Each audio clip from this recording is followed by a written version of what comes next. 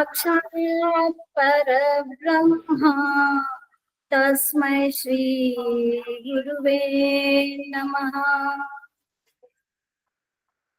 ವಂದಿಪೆ ನಿನಗೆ ಗಣನಾಥ, ಮೊದಲ್ ವಂದಿಪೆ ನಿನಗೆ ಗಣನಾಥ.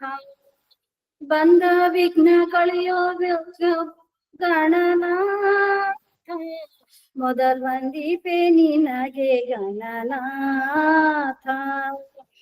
ಹಿಂದೆ ರಾವಣನು ಪೂಜಿಸದೆ, ಹಿಂದೆ ರಾವಣನು ಮದದಿಂದ ನಿನ್ನ ಪೂಜಿಸದೆ, ಸಂಧರಣದಲ್ಲಿ ಗಣನಾಥ, ಮೊದಲ್ ವಂದಿಪೆ ನಿನಗೆ ಗಣನಾಥ, ಮೊದಲ್ ವಂದಿಪೆ ನಿನಗೆ ಗಣನಾಥ. ಆದಿಯಲ್ಲಿ ಧರ್ಮರಾಜ ಪೂಜಿಸಿ ನಿನ್ನಯ ಪಾದ, ಆದಿಯಲ್ಲಿ ಧರ್ಮರಾಜ ಪೂಜಿಸಿ ನಿನ್ನಯ ಪಾದ, ಸಾಧಿಸಿದ ರಾಜ್ಯ ಗಣನಾಥ, ಮೊದಲ್ ವಂದಿಪೆ ನಿನಗೆ ಗಣನಾಥ, ಮೊದಲ್ ವಂದಿಪೆ ನಿನಗೆ ಗಣನಾಥ. ಮಂಗಳ ಮೂರ್ತಿ ಶ್ರೀರಂಗ ವಿಠಲನ ಪಾದ, ಮಂಗಳ ಮೂರ್ತಿ ಶ್ರೀರಂಗ ವಿಠಲನ ಪಾದ, ಭೃಂಗನೆ ಪಾಲಿಸೋ ಗಣನಾಥ, ಮೊದಲ್ ವಂದಿಪೆ ನಿನಗೆ ಗಣನಾಥ, ಮೊದಲ್ ವಂದಿಪೆ ನಿನಗೆ ಗಣನಾಥ. ಬಂದ ವಿಘ್ನ ಕಳೆಯೋ ಗಣನಾಥ, ಮೊದಲ್ ವಂದಿಪೆ ನಿನಗೆ ಗಣನಾಥ, ಮೊದಲ್ ವಂದಿಪೆ ನಿನಗೆ ಗಣನಾಥ.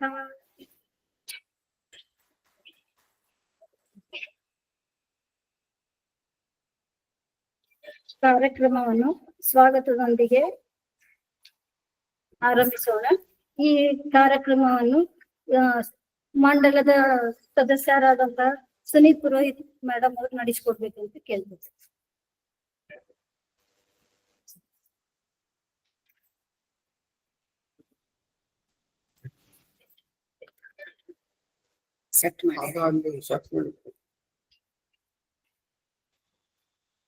ಎಲ್ಲರಿಗೂ ನಮಸ್ಕಾರ.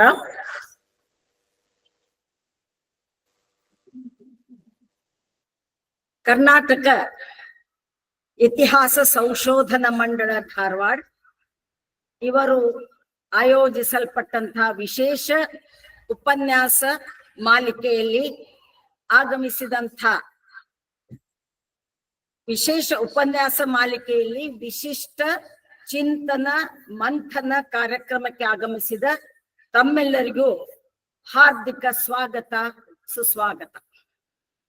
ವೇದಿಕೆಯ ಮೇಲೆ ಉಪಸ್ಥಿತರಿದ್ದಂಥ ಇವತ್ತಿನ ಕಾರ್ಯಕ್ರಮಕ್ಕೆ ಮುಖ್ಯ ಅತಿಥಿಗಳಾಗಿ ಆಗಮಿಸಿದಂಥ ಕರ್ನಾಟಕ ವಿಶ್ವವಿದ್ಯಾಲಯದ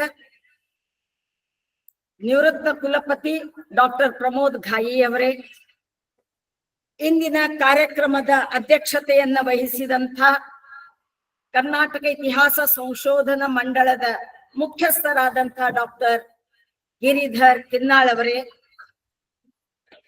ಇಂದಿನ ಕಾರ್ಯಕ್ರಮದ ಕೇಂದ್ರ ಬಿಂದುವಾದ ವಿಶೇಷ ಉಪನ್ಯಾಸಕರಾಗಿ ಆಗಮಿಸಿದಂಥ ಪದ್ಮಶ್ರೀ ಡಾಕ್ಟರ್ ರಾಮಕೃಷ್ಣ ವಿಜಯಾಚಾರ್ಯ ಹಸೂರ್ ಅವರೇ,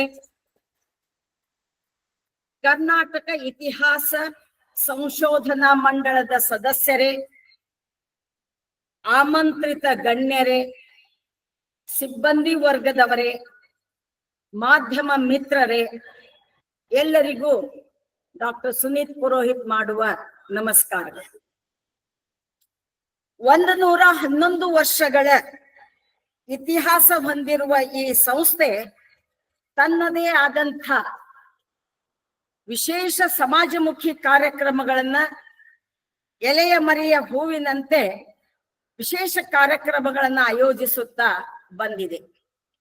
ಅದರ ಅಂಗವಾಗಿಯೇ ಇವತ್ತಿನ ಈ ವಿಶಿಷ್ಟ ಚಿಂತನ ಮಂಥನ ಕಾರ್ಯಕ್ರಮದಡಿಯಲ್ಲಿ ಆಧ್ಯಾತ್ಮ ಮತ್ತು ವಿಜ್ಞಾನ, ಸೈನ್ಸ್ ಅಂಡ್ ವಿಸ್ಡಮ್ ವಿಮರ್ಶಾತ್ಮಕ ವಿವೇಚನೆ ಎಂಬ ವಿಷಯದ ಬಗ್ಗೆ ವಿಶೇಷ ಉಪನ್ಯಾಸವನ್ನ ಏರ್ಪಡಿಸಲಾಗಿದೆ.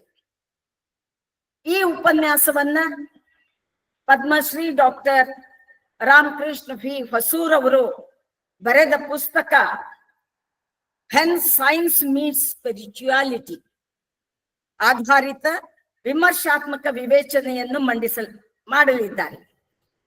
ಈ ಕಾರ್ಯಕ್ರಮಕ್ಕೆ ತಮ್ಮ ಎಡಬಿಡದ ಕಾರ್ಯಕ್ರಮಗಳ ಮಧ್ಯದಲ್ಲಿ ನಮ್ಮೊಂದಿಗೆ ಡಾಕ್ಟರ್ ರಾಮಕೃಷ್ಣ ಹೊಸೂರ್ ಅವರು ಆಗಮಿಸಿದ್ದಾರೆ. ಅವರಿಗೆ ಸಂಸ್ಥೆಯ ಮುಖ್ಯಸ್ಥರ, ಮಂಡಲದ ಸದಸ್ಯರು, ಸಿಬ್ಬಂದಿ ವರ್ಗದವರು ಮತ್ತು ತಮ್ಮೆಲ್ಲರ ಪರವಾಗಿ ಹಾಗೂ ವೈಯಕ್ತಿಕವಾಗಿ ಹಾರ್ದಿಕ ಸ್ವಾಗತವನ್ನ ಕೋರುತ್ತೇನೆ.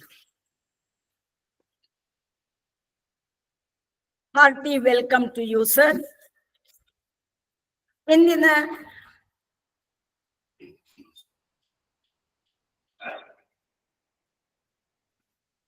ಇಂದಿನ ಕಾರ್ಯಕ್ರಮಕ್ಕೆ ಮುಖ್ಯ ಅತಿಥಿಗಳು ಹಾಗೂ ಉದ್ಘಾಟಕರಾಗಿ ಆಗಮಿಸಿದಂಥ ನಮ್ಮವರೇ ಆದ ಹಾರ್ವರ್ಡ್ ಕರ್ನಾಟಕ ವಿಶ್ವವಿದ್ಯಾಲಯದ ನಿವೃತ್ತ ಕುಲಪತಿಗಳಾದಂತಹ ಡಾಕ್ಟರ್ ಪ್ರಮೋದ್ ಘಾಯಿ ಅವರಿಗೂ ಈ ಸಂಸ್ಥೆಯ ಮುಖ್ಯಸ್ಥರು, ಮಂಡಲದ ಸದಸ್ಯರು ಹಾಗೂ ತಮ್ಮೆಲ್ಲರ ಪರವಾಗಿ ಹೃತ್ಪೂರ್ವಕ ಸ್ವಾಗತವನ್ನ ಕೋರುತ್ತೇನೆ.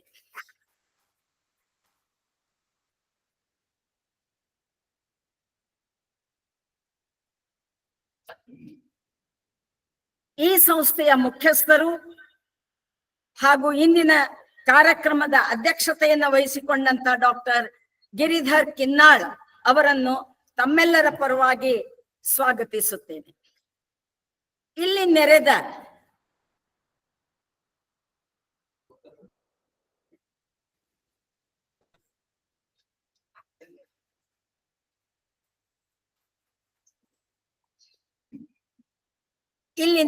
ಎಲ್ಲ ಸದಸ್ಯರಿಗೆ, ಆಹ್ವಾನಿತ ಗಣ್ಯರಿಗೆ, ಸಿಬ್ಬಂದಿ ವರ್ಗದವರಿಗೆ ಹಾಗೂ ಮಾಧ್ಯಮ ಮಿತ್ರರಿಗೆ ಆತ್ಮೀಯ ಸ್ವಾಗತವನ್ನ ಬಯಸುತ್ತೇನೆ.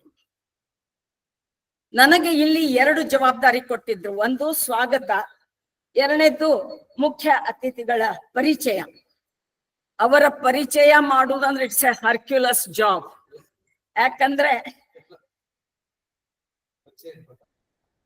ಪರಿಚಯ ಮಾಡ್ಬೇಕು, ಸರ್ ಮಾಡ್ಬೇಕು.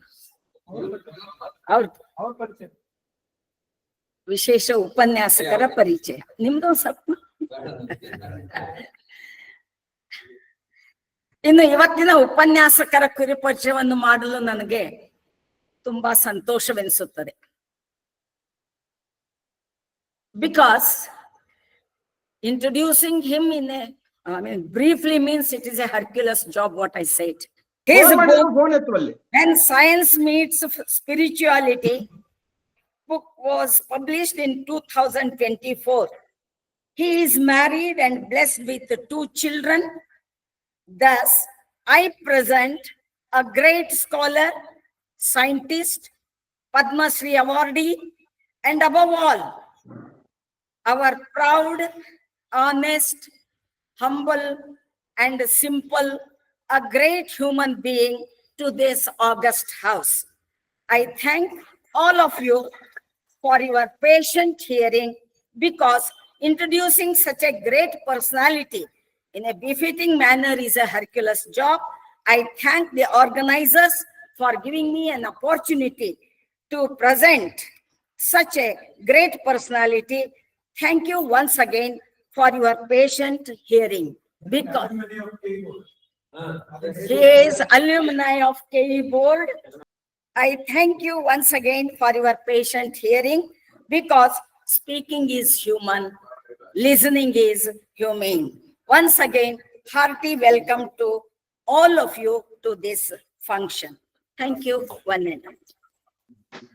ಧನ್ಯವಾದಗಳು. ಈಗ ಕಾರ್ಯಕ್ರಮದ ಉದ್ಘಾಟನೆ ಡಾಕ್ಟರ್ ಪ್ರಮೋದ್ ಗಾಯಿ ಸರ್, ಮಾನ್ಯ ಕೃತಿಗಳು. ಇವರು ಈ ವಿಷಯವನ್ನು ಕುರಿತು ಒಂದೆರಡು ಪ್ರಾಸ್ತಾವಿಕ ನುಡಿಯನ್ನ ಮಾತಾಡ್ಬೇಕು ಅಂತ ಕೇಳ್ಕೊತೀನಿ.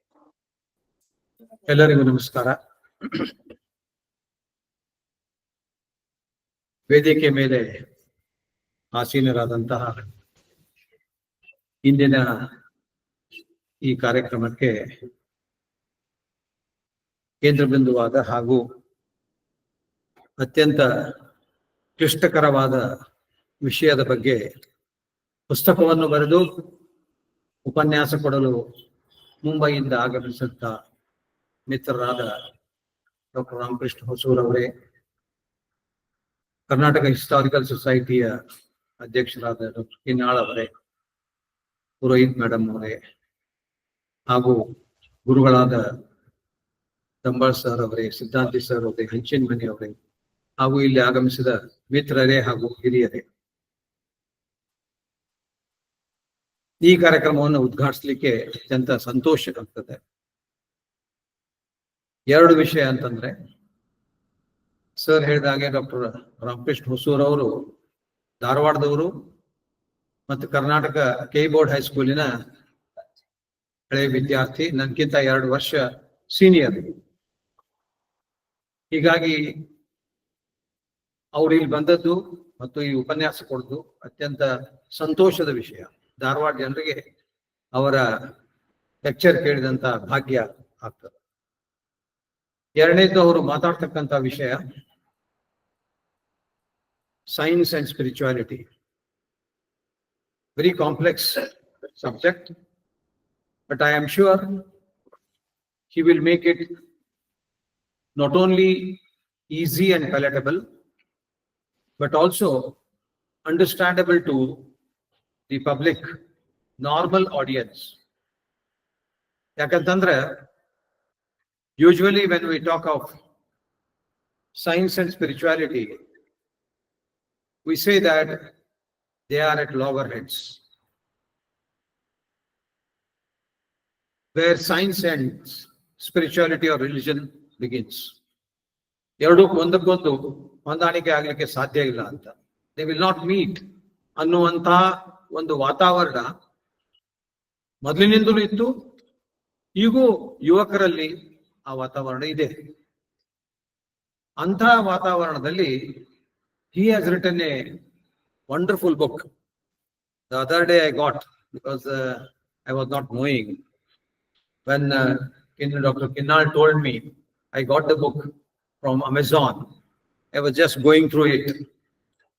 When science meets spirituality, when it is assumed that science and spirituality do not go together, he has written a book, Science Can Meet Spirituality. Not only that, science is complementary to spirituality. He has given basic definitions of science and spirituality and tried to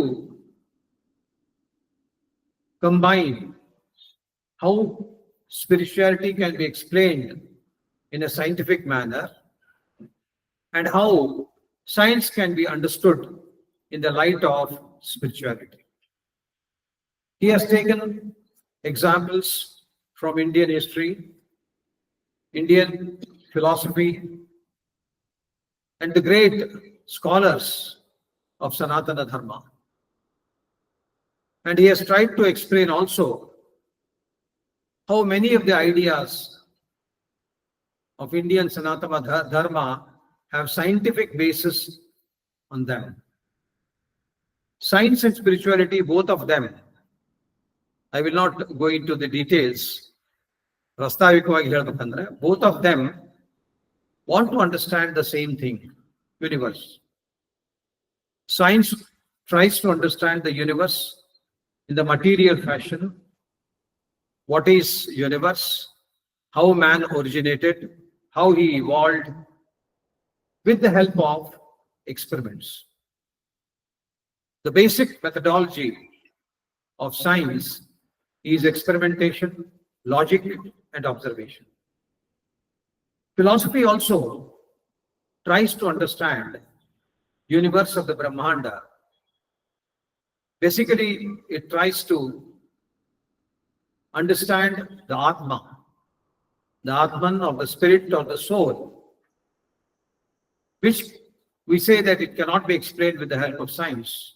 It has to be contemplated, it has to be experienced. So spirituality mainly depends on experience, contemplation, thinking, all these things. Whereas science depends on experimentation, observation, logic, etc.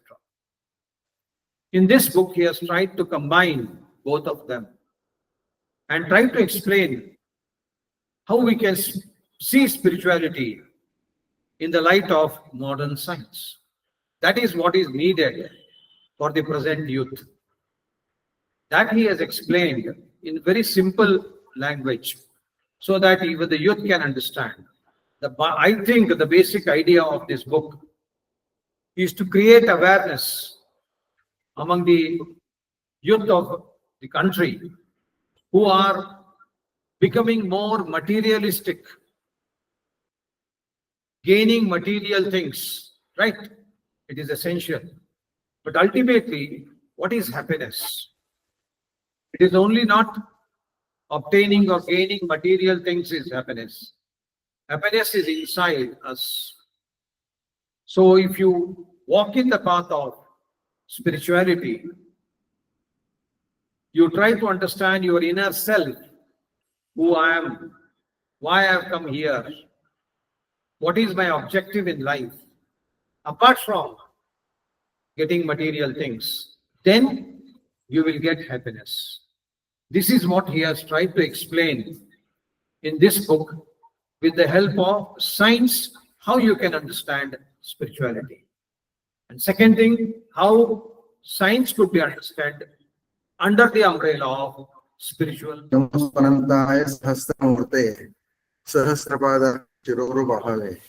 सहस्रनाम्ने पुरुषाय शाश्वते सहस्रकोटि युगधारिणे नमः आपादमौलिपर्यन्तं गुरूणाम् अङ्कृतं स्मरेत् तेन विघ्नाः प्रणश्यन्ति सिद्ध्यन्ति च मुक्तः. ಇಲ್ಲಿನ ಧಾರವಾಡಕ್ಕೆ ಬಂದದ್ದು home coming. ಇದಕ್ಕೆ opportunity ಮಾಡಿ ಕೊಟ್ಟವರು ಗಿರಿಧರ್ ಕಿನ್ನ, ನನ್ನ ಕಸಿನ್ ಬ್ರದರ್, ಎಲ್ಲ ನನ್ನ ಇಲ್ಲಿ ಇದ್ದವರೆಲ್ಲ ನನ್ನ ಗುರುಗಳು. ಹಿಂದಕ್ಕೆ ಅಂತಾರಲ್ಲ, ಅದಕ್ಕೆ ನಮ್ಮ ಸಾಲೆ ಗುರುಗಳು, ಆಧ್ಯಾತ್ಮಿಕ ಗುರುಗಳು ಆದವರು ಶ್ರೀ ವಿದ್ಯಾರತ್ನ ಪಂಚಮುಖಿ, ಅವ್ರ ಮಗ ಅನಂತ ತೀರ್ಥ ಪಂಚಮುಖಿ ಅವರು ಇದ್ದಾರೆ. ಇವರೆಲ್ಲ ಮಾಮ ನಮಗೆಲ್ಲ ಗುರುಗಳು. ಗುರುವಿಗೆ ಶಿಷ್ಯ ಸಮರ್ಪಣೆ ಮಾಡಿ ನನಗೆ ಒಂದ್ ಭಾಷಣ ಕೊಡೋದು ಅಂತಂದ್ರೆ ಗುರುಗಳಿಗೆ ಒಪ್ಸೋದು. ನೀವು ಅಭ್ಯಾಸ ಮಾಡಿದ್ದನ್ನ ಪಾಠ ಒಪ್ಸಿದಾನೆ. ಆ ರೀತಿ ನಂದು ಕಲ್ಪನಾ ಇದ್ರೊಳಗೆ ಇವರೆಲ್ಲಾರು ಎಲ್ಲ ಹೇಳಿದ್ದನ್ನೆಲ್ಲ ಎಲ್ಲ ಅನುಗ್ರಹ, ರಾಯರ ಅನುಗ್ರಹ, ಗುರುಗಳ ಅನುಗ್ರಹ, ಆಶೀರ್ವಾದ, ಈ ಎಲ್ಲದರಿಂದ ನಮ್ಗೆ ಏನೇನು ಅಕಾಂಪ್ಲಿಷ್ ಮಾಡ್ತೀವಿ ಅದನ್ನ ನಮಗೆ ಸಮರ್ಪಣೆ ಮಾಡುವಂತ ವಿಶೇಷವಾದ ಇಟ್ಕೊಂಡು ಮುಂದೆ ಹೋಗೋಣ. ಇದು ಏನೇನ್ ಮಾಡ್ಬೇಕು ಅಂಬುವಂತ ಜನರೊಳಗೆ ಏನೇನ್ ಬಹಳ ಥರದ್ ಮಿಸ್ಕನ್ಸೆಪ್ಷನ್ಸ್ ಅವ, ಅದನ್ನೆಲ್ಲ ಆದಷ್ಟು ಪ್ರಯತ್ನ ಮಾಡಿ ರಿಮೂವ್ ಮಾಡೋದ್ರ ಸಲುವಾಗಿ ಪ್ರಯತ್ನ ಮಾಡ್ತೀನಿ. Myself scientist for 50 years now, experienced through the life, through the process, how science grows, what are the misconceptions, and what is the thing which it encompasses. ಈ ಎಲ್ಲಾನು ಒಳಗೆ ಸೇರಿಸ್ಕೊಂಡು ನಾವು ಇದನ್ನ ತೋರಿಸ್ಬೇಕು. ಈಗಿನ ಜನರಿಗೆ ಸ್ಪಿರಿಚುವಾಲಿಟಿ ಅಂತಂದ್ರೆ ಬ್ಲೈಂಡ್ ಫೇತ್ ತಿಳ್ಕೊಂಡ್ಬಿಡ್ತಾರೆ, ರಿಲಿಜನ್ ತಿಳ್ಕೊಂಡ್ಬಿಡ್ತಾರೆ. It is not just that. It is much more than that. I'm going to show you that it is much more than that. ನಾವು ಪ್ರಮೋದ್ ಗಾಯಿ ಅವರು ಇಷ್ಟು ಒಳ್ಳೆ ಸಾರಸ್ವಾಗಿ ಇದನ್ನ ಹೇಳಿದಿರೋದನ್ನ ಪೂರ್ತಿ ಸಾರಾಂಶ ಪುಸ್ತಕದಾಗಿಂದು. It is a great effort over a period of 30 years. ನಾವು ರಿಸರ್ಚ್ ಮಾಡ್ಕೋತ ಇದೆಲ್ಲ ಅದರ experience how we reach here. ನನಗೆ ಈ ಯಾಕೆ ಇಂಥ ಸೈಂಟಿಸ್ಟ್ ಆಗಿ ಏನು ಮುಂಚೆ ಯಾಕೆ ಓದಿ ಇಷ್ಟು ಲೇಟ್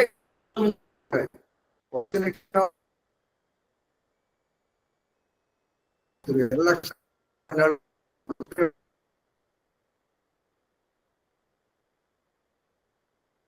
ಕಲಿಸ್ತಿದ್ದೆ. ಅದ್ರದ್ದು effect they follow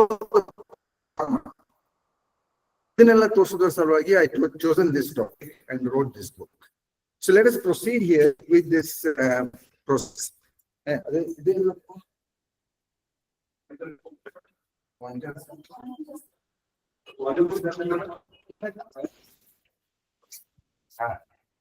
this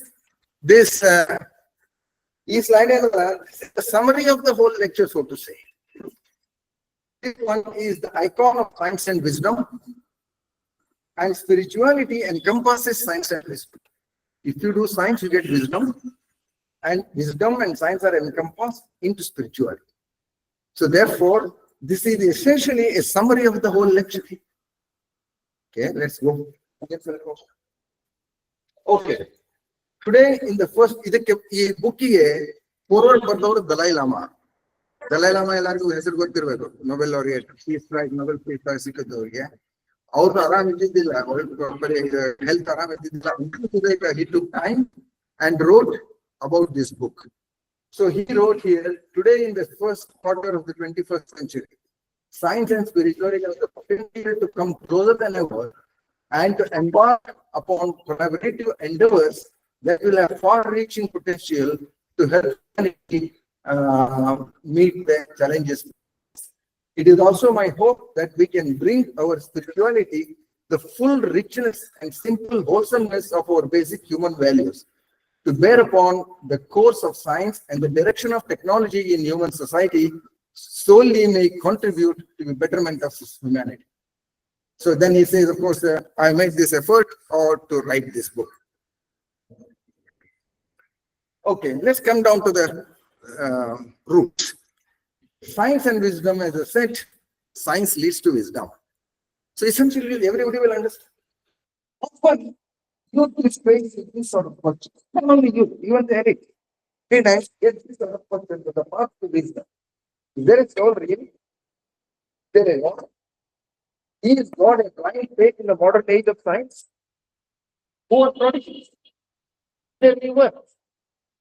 Are the spiritual scriptures on which Adhyatmic knowledge is based are authentic? Do Vedas describe any valid science? What is ancient wisdom? What are Vedantic philosophies? Does God dictate our actions?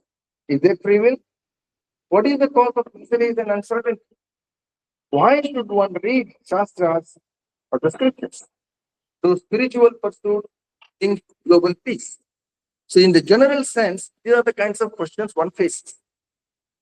Okay, let's try and answer all of them. What is the general methodology of science? You make an observation in the material world, make a hypothesis to explain the observations, direct experimentation on the material world to test the hypothesis. This may require design and building of equipment, interpretation of the experimental results as per physical laws, documentation of results and conclusions for verification and repetition. This constitutes the literature. Reproducibility of scientific observations and conclusions, and at the same by some individuals, and verifiability of those conclusions lead to general acceptability and a feeling of validity. The conclusions are based on experimental evidences, and they can change it when new data demands a revision. This is a continuing process, and there can be no end. So this is often called as falsifiability. Falsifiability in science. There should be falsifiability, but does it ever lead to a conclusion? It's some question which one has to ask. And what is the path there? How do we get around that? Next one. Okay. Today, when we say science, we invariably imply subjects like physics, cosmology, astronomy, chemistry, biology, medicine, engineering, architecture, etc. All this constitutes material knowledge. This is modern science. This forms the basis of technology which impacts our daily lives, determines the comfort levels in our activities, etc. And this is modern science. Modern science is just about few centuries old. The guiding faith in modern science is that physical laws do not change. Therefore, unique interpretation and predictions of outcomes of experiments become possible. However, as new evidence appears, new interpretations are possible, and therefore research and development continue in an unending manner. It's the so-called openness in science. I will show you ample examples of this feature as we go along. Next one. Yeah. Wisdom from modern science. Okay, how much we have achieved quite a lot, surely. Invariably, we have achieved quite many things which you have not thought about before. Right? During the last few centuries, you have made incredible achievements in modern science.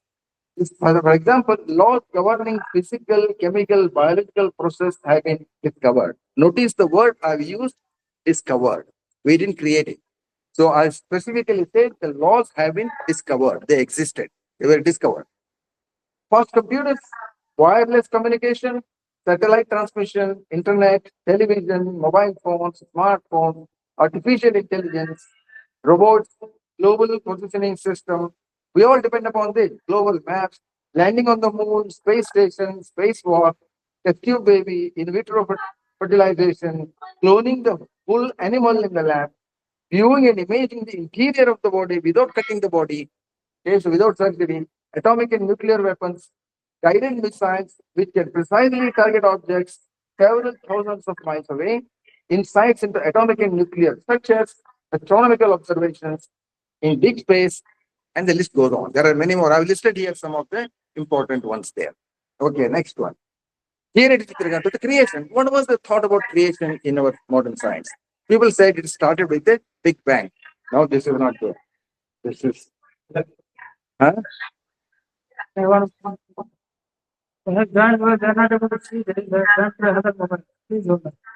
Hmm. So this is the creation.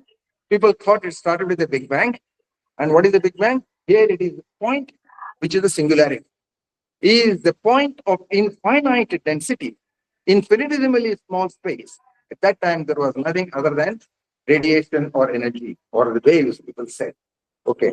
And then from there on, it started expanding. As it expanded, it started cooling. And when it cooled, some kind of transformations occurred, some particles were created, the quarks were created, quarks collided, converted back into energy, again collided, converted back into energy. So this process went on for many periods of time. I mean, that is not too much time, by the way. See, look, this is in the first few seconds, fraction of a second, all of these things were happening. And then slowly the particles were formed. When the particles were formed, the material was formed, the stars were formed, the galaxies were formed, and eventually here the human beings, we can see here all of this. And our Earth appeared somewhere like 4.39 billion years after the Big Bang. That is, remember this number, 4.35 billion years, because this, I come back to this a little bit later as well. Next one. And similarly, in the human beings appeared here after the Big Bang. So these ones, the evolution of the human beings, various in initial elements. Then you have the cells grew into tissues, and then of course they into big animals, and so on. So this is the way the evolution of the human life has been described. Okay. Now, next one. So this is a kind of a display of the major accomplishments there. New atomic theory. Now you can see the television here. Sitting here, you can see from what is happening in America or happening in somewhere else, various places, what news going on. This you can, without cutting open, you can see inside the brain or even the whole body. There's an animal which has been cloned in the laboratory. You landed on the moon, the smartphone. Therefore, nothing is impossible. So this actually people thought science started with, okay, everything is possible in due course of time. And science and technology will develop, we will understand everything. If nothing is impossible. Next one. However, see here is a book. 50 Nobel laureates and other eminent people who believed in God. Okay. Now, when did the Nobel Prize start? Somewhere in the 1900s, early 1900s. Okay. This is not too far ago. These are the recent people only. And what the people like? Look at the list of the people here. Albert Einstein here. There are so many here. This is 50. I had cited here a few of them here. Even Schrodinger. Consciousness cannot be accounted for in physical terms. Maybe more. I am far from believing that science will ever answer all our questions. Robert Millikan, the map of science is still a great blank sheet. Marconi, science alone is unable to explain many things, and most of all, the mystery of our existence. And then duration, Nobel Prize in Physics, science raises questions that it can never answer. So he draws a line that it can never answer this. And in fact, one more thing I had written there, I have no space to write it. Alfinson, there is another person called Alfinson. He says very, very bluntly, it's only an idiot who is an atheist. So therefore, he's so blunt in saying that. Okay, that's listed here in this book. Okay, next one. And now statements of some Nobel laureates. Here, Albert Einstein, the more I study science, the more I believe in God. Robert Millikan, it is a sublime conception of God which is furnished by science. Charles Towns, physical laws are laws that God made. Notice the words here, the God made. And Simpson, this is the same person who I mentioned earlier, force with limitless foresight and knowledge that started the whole universe going. C.V. Raman, growing discoveries in the science of astronomy and physics, blah, blah, blah, revelations of God. Eric Barton, the observations and experiments of science are manifestations of God. Werner Heisenberg, the first gulp from the glass of natural science will turn you into an atheist. But at the bottom of the glass, God is waiting. This is called Upakrama Upasamha. Upakrama, you say there is no God. In the end, you say, there is God. So we cannot do away with it. Next one. So therefore, this is summary of what I said here. Look at this enormous amount of celestial order. All the suns and the planets, and they are all there with a perfect order. Gravitational law, gravitational principle. Is gravitational force attractive? Why is Coulomb force attractive or repulsive? Why the gravitational laws follow the inverse square law? Why the Coulomb interaction goes by 1 by r? No answers. No answers for this.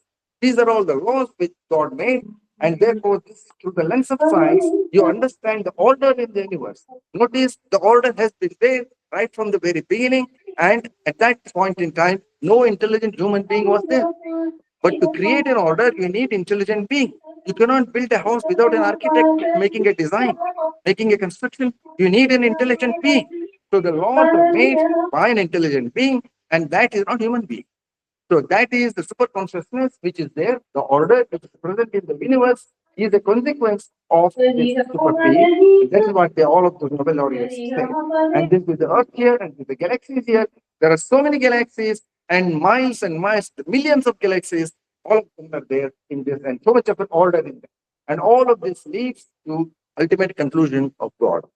So therefore, these are the people who envisaged and understood the importance of God, and that is adaptive knowledge. Next one. Okay, now direct demonstration of divine prowess. Now we said, okay, God is inevitable. You cannot do without it. You have to have that one. Direct demonstration of divine process. Who is this? I don't know. Many of you know him. You have heard about him. This person's name is Ram Bhadracharya. He is living, still alive.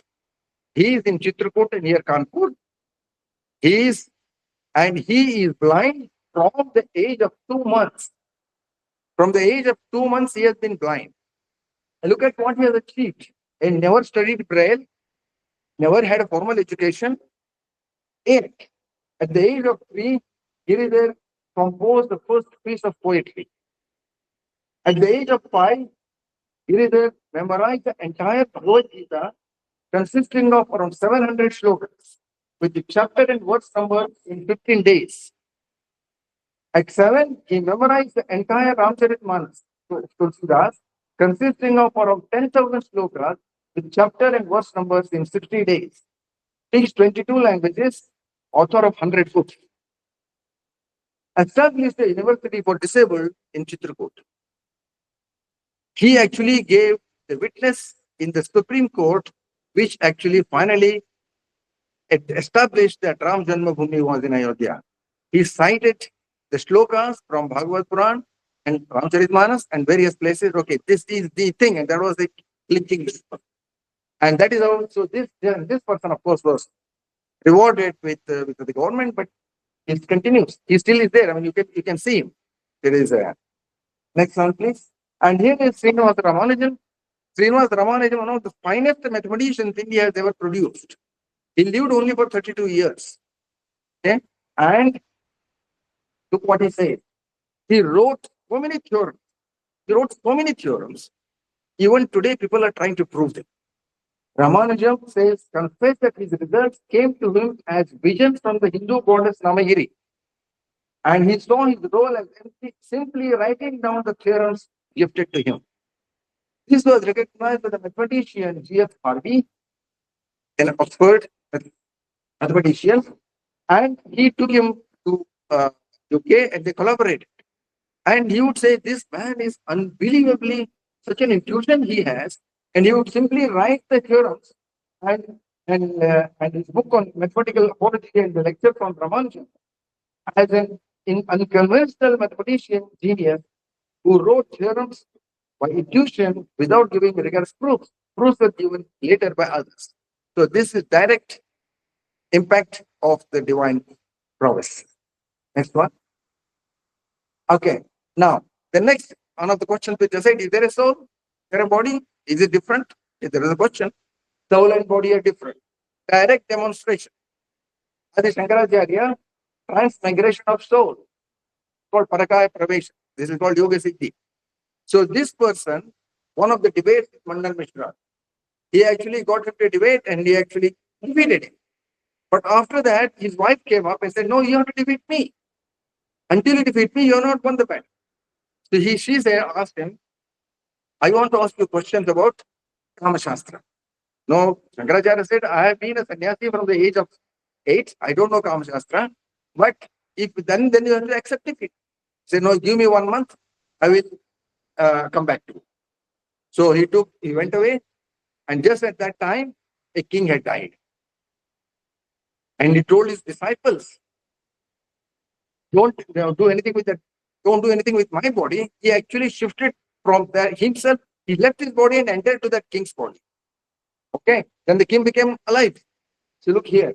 On seeing her husband alive, unable to control the emotion, the queen screamed, oh my God, what a miracle this is. What a benign merciful act by God. After a month or so, Shankaracharya returned to his own body, which was preserved by his disciples on his instruction. And the king died again. So then he actually went and debated with his wife and he won the debate. So therefore, soul and body are not the same. So, next one. Okay, now this summarizes the kind of a thing which I said so far around this. Now you have the science and wisdom here. On one side, you have the spiritual world, which deals with soul, God, dharma, karma, moksha. On the other side, you have the material world, which relates to the modern science. And all of these are there in our ancient scriptures. I showed in the very first slide, on the right-hand side, you have the various rishis and all of that. And they are the ones which are following the spiritual path. And they did enormous amount of discoveries and inventions. And that is wisdom. I will list all of those. I will show you those things very soon. And that's science and wisdom here. And philosophy of life is a superposition of this. You can't do without them. You need this, you need this. So philosophy of life is based on that. So that is an important aspect of the book which is said there. Okay. One side is Adhyatma, other side is material science, the modern science. Next one. Okay. Wisdom from Adhyatmic knowledge. How do we get it? Adhyatmic knowledge concerns with atindriya entities, namely soul, God, and also the relation with the external world. Adhyatmic knowledge refers also to dharma, duties, responsibilities. Adhyatmic knowledge concerns also with peace, philosophy of life. These are not accessible to the tools and approaches of modern science. However, there are other tools. I will show you what those tools are. Next one. The tools and methodology of Adhyatma. Common experiences. Anubhuti. Your experiences cannot be denied. True experiences cannot be denied. And then you have the common observations. Pratyaksha. Pratyaksha pramana is one of the most powerful pramanas. Pratyaksha not only means only seeing through the eyes, also hearing, everything, sparsha, all the indriyas, all of them come into this pratyaksha. Logical interpretation, this is Anumana, Yukti, and Nyaya. Experimentation on the inner self. Inner self, this is meditation. Meditation and yoga. I already showed you the Yoga Siddhi. What Shankaracharya was achieved was Yoga Siddhi. So Yoga Siddhi is visible. Already you have demonstrated. Therefore, yoga is an important experimentation on inner self. And above all, the Vedic scriptures. These are agreed to be blemish free. These are Apoureshya, everybody agrees. All the philosophers agree that these are Apoureshya, these are blemish-free.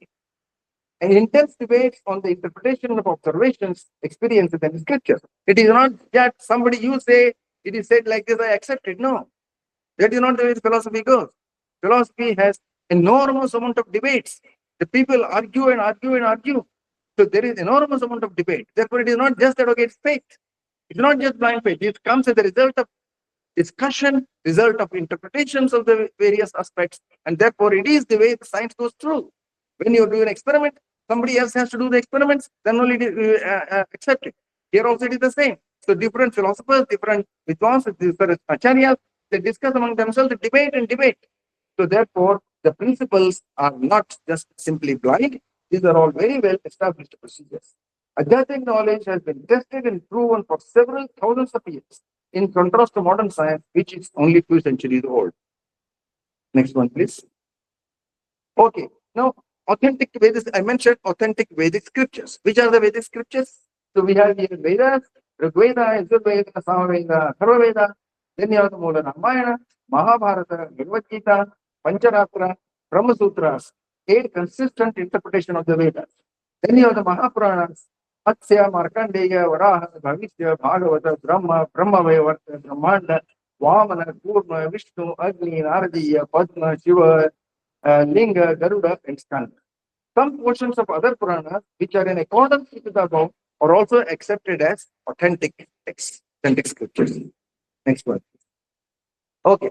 Now you say, okay, these are all authentic. How do you know it's authentic? Who showed you it is authentic? How do you accept that it is authentic scriptures? Here is the demonstration. Direct demonstration of validity of scriptures. Once, this is Madhvacharya here. I see Madhvacharya's photo there. Okay. Once a keen non-believer in Vedas challenged Madhvacharya to prove the efficacy of the Vedic mantra. Acharya, uttering the shloka here, yeah, Aushadhi, Purva, yeah, they can read it.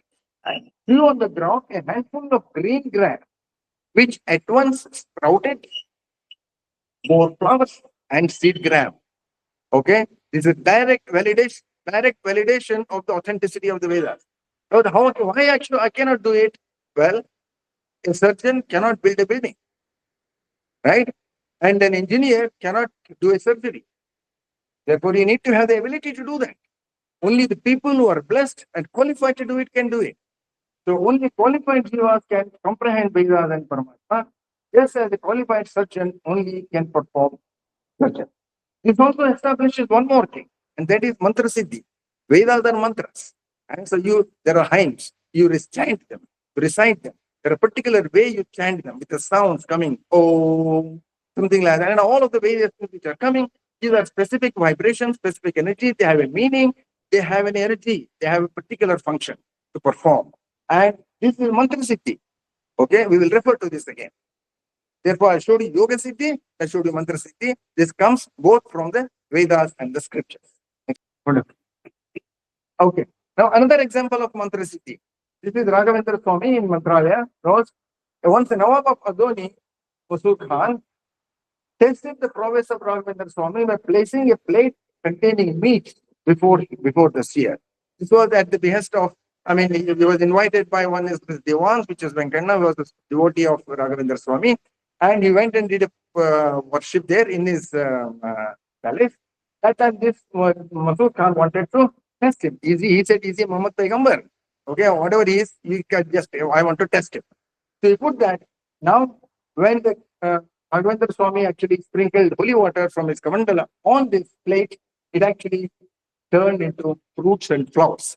Because this reminds me of this, because Krishna Bhagavan says in the Gita, Patram Puspam Phalam Toyam Yome Bhaktya Prayachiti. So therefore, Raghavendra Swami says, I give you this, he takes it. He converts that into Patram Puspam Phalam Toyam Yome Bhaktya Prayachiti. So all of this became fruits and flowers, and he took it. And another example here, when Raghavendra Swami was traveling, an atheist man who did not believe in God, mantras or Vedas, challenged him to confrontation, asked him to prove the efficacy of the Vedas, mantras. He produced a dry, hard piece of wood. One put dry wood. So then he brought that and he said, okay, you make it sprout. So then Raghavendra Swami took the challenge and he sprinkled water and kept it for a few days, chanting his Veda mantras, and it sprouted in a few days and demonstrated the power of mantras. Mantra siddhi, the Shakti. Next one. Okay. Now each of the Vedas is further subdivided by Maharishi Vedavyas. Okay, all of this Purana, etc., they are all written by him, Brahma Sutras and everything. And these are Aranyakas, Brahmanas, Samhitas, and Upanishads. These contain different aspects, and therefore they are classified into 4 categories. There are also Upavedas. Ayurveda is Upaveda of Atharva Veda. This is extremely and exclusively with high conditions. The Vedic scriptures contain rich knowledge about the universe, material world, technology, health, life, and also the abstract entities, soul, God, dharma, duties, responsibilities, philosophy of life, free will, etc. Once again, refer to the first line. All the rishis were performing this. They knew the knowledge in the Vedas, material knowledge. They had all that knowledge, and also the spiritual, the blessings of the God, which is adhyatmic knowledge. They had both of them. Next one. Okay. How do we understand him? Okay, fine, you said it. All right. How do you understand him? Understanding him, yes. Krishna Bhagavan says in Bhagavad Gita, Vedesha sarvai ahame vedi. All the Vedas which are there, only I am to be understood from them. All the Vedas describe me only. So that is the essence of all Vedas. Okay? So there, Vedesha sarvai, sarvai vedai. So all Vedas describe me. Okay? And then he says, Vedanta krit Veda Vijayavachaham. I did not make them. I only know them. Veda with only. Okay? Vedanta krit. Vedanta now he refers to all these Puranas, Brahma Sutras, etc. All of these are Vedanta. The Vedanta means implies Puranas, Mahabharata, and Brahma Sutras. And all of these describe the essence of the Vedas in total. So this is how we understand God. Okay? How to more details. Okay, next one. And Bhagavad Gita. Bhagavad Gita is part of Mahabharata. This is said by Krishna Bhagavan. He says, Sarvopanishado Gavo, Dugdha Gopalanandana, Partho Vatsaha, Sudhir Bhokta, Dugdham Gita Mritam Mat. If you consider all Upanishads as cows, then Sri Krishna is the maker, Arjuna is the cow, the 11 persons are the consumers of the milk, which is the Amrit, in the form of Bhagavad Gita. That means Bhagavad Gita contains the essence of all the Upanishads, which represent the philosophy component of the Vedas. Their authenticity is no doubt, since their author is none other than God himself. That also has been demonstrated by eminent learned persons in the conceivable past itself. Already demonstrated that to you earlier. Next one. Okay. For the details, how do we understand God? So, Brahma Sutras, the essence of the Vedas. This is the first of those. The first sutra is Om Athato Brahma Jityasa. Brahma here means for Brahma, this is the God, Sarvasreshta.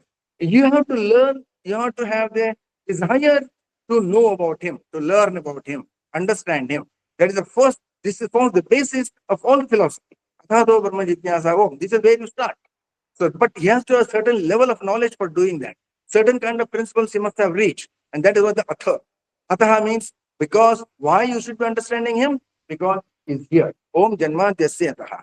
Because he is responsible for the entire creation, sustenance, destruction, jnana, ajnana, bandha, moksha. For everything, he is responsible. Janma Dyasya. Srishti samhara niyamana jnana, ajnana, bandha, moksha etaha.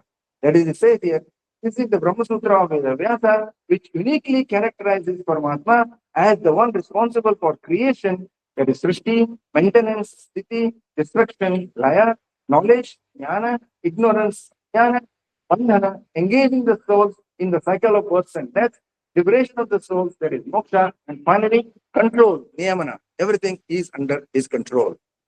Next one. Okay. Further, how do we understand him still? Okay, how do we know still? Then he says, Om Shastra Yonitvato. You have to understand him only through the Shastras. That is also said, Krishna Bhagavan said, Vedesha Sarvai Ahame Veda. You have to understand him through the Vedas.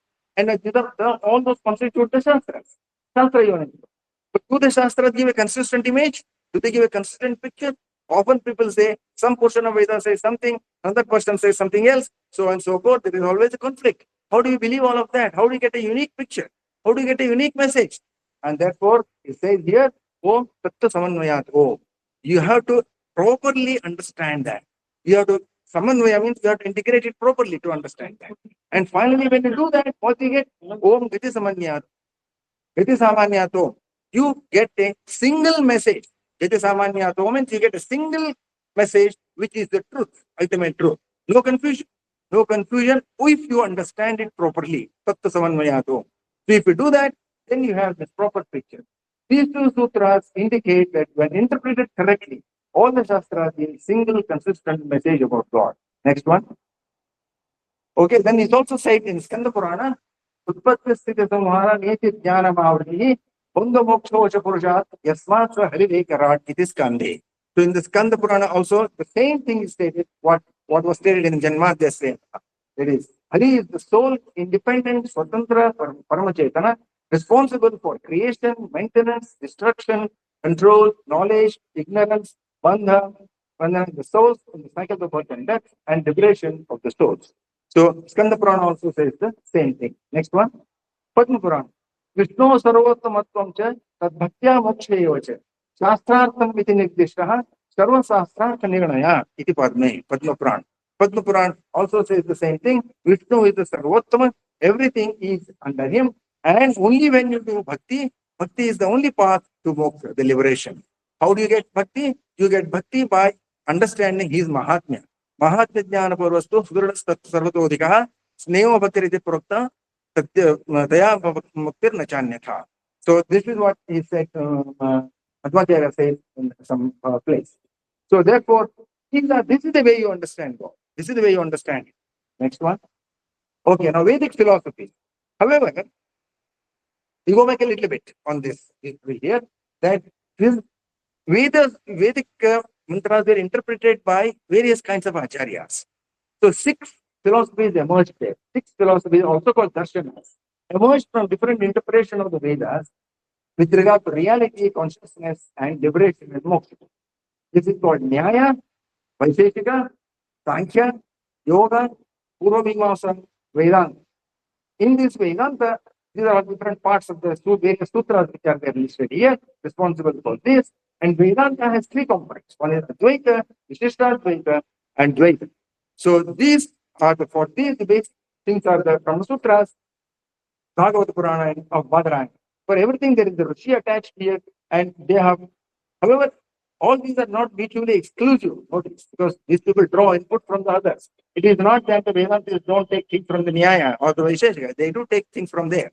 Whichever ones are relevant for the interpretation, the pramanas, etc., you do take information from there. Therefore, they are not mutually exclusive, but the essence is in this. Okay, next one. Okay, so these Vedantic philosophies are 3 which I mentioned: Advaita philosophy, Vishishtadvaita, and Dvaita philosophy.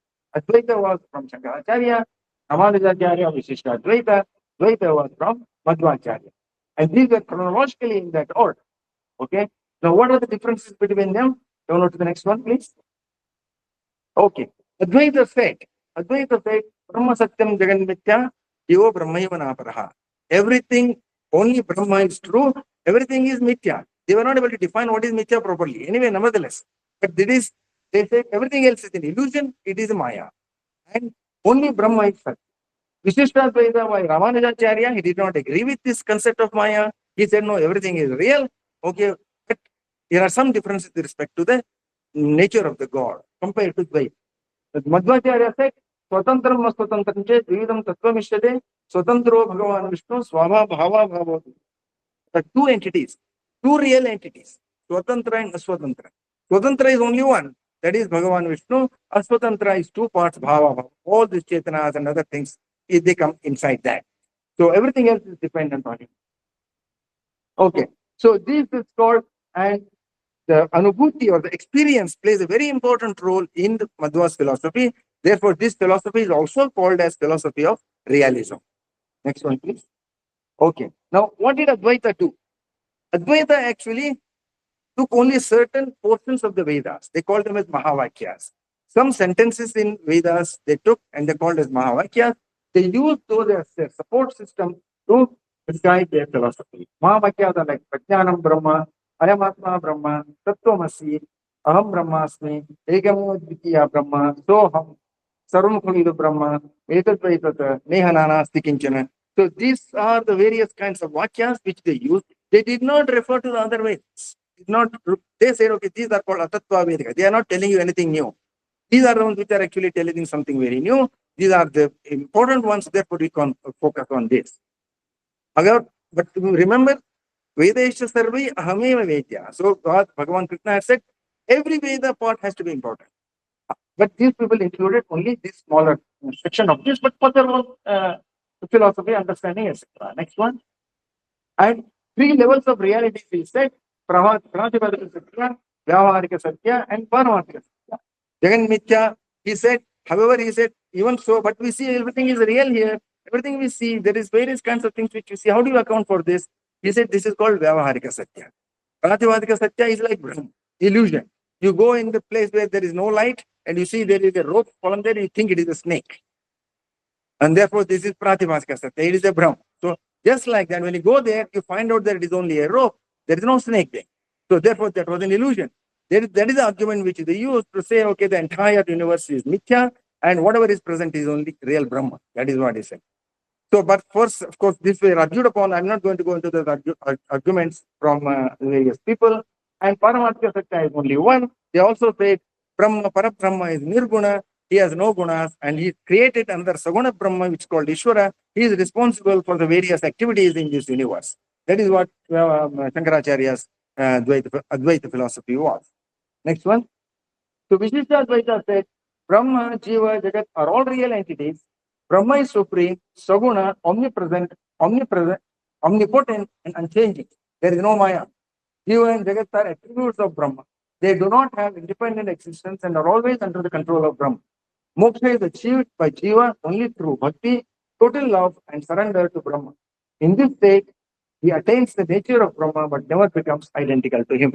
So, Madhvacharya differed in this sense, okay, that he can never become identical to him. He is always different, no matter whether he is in the moksha state or any other state.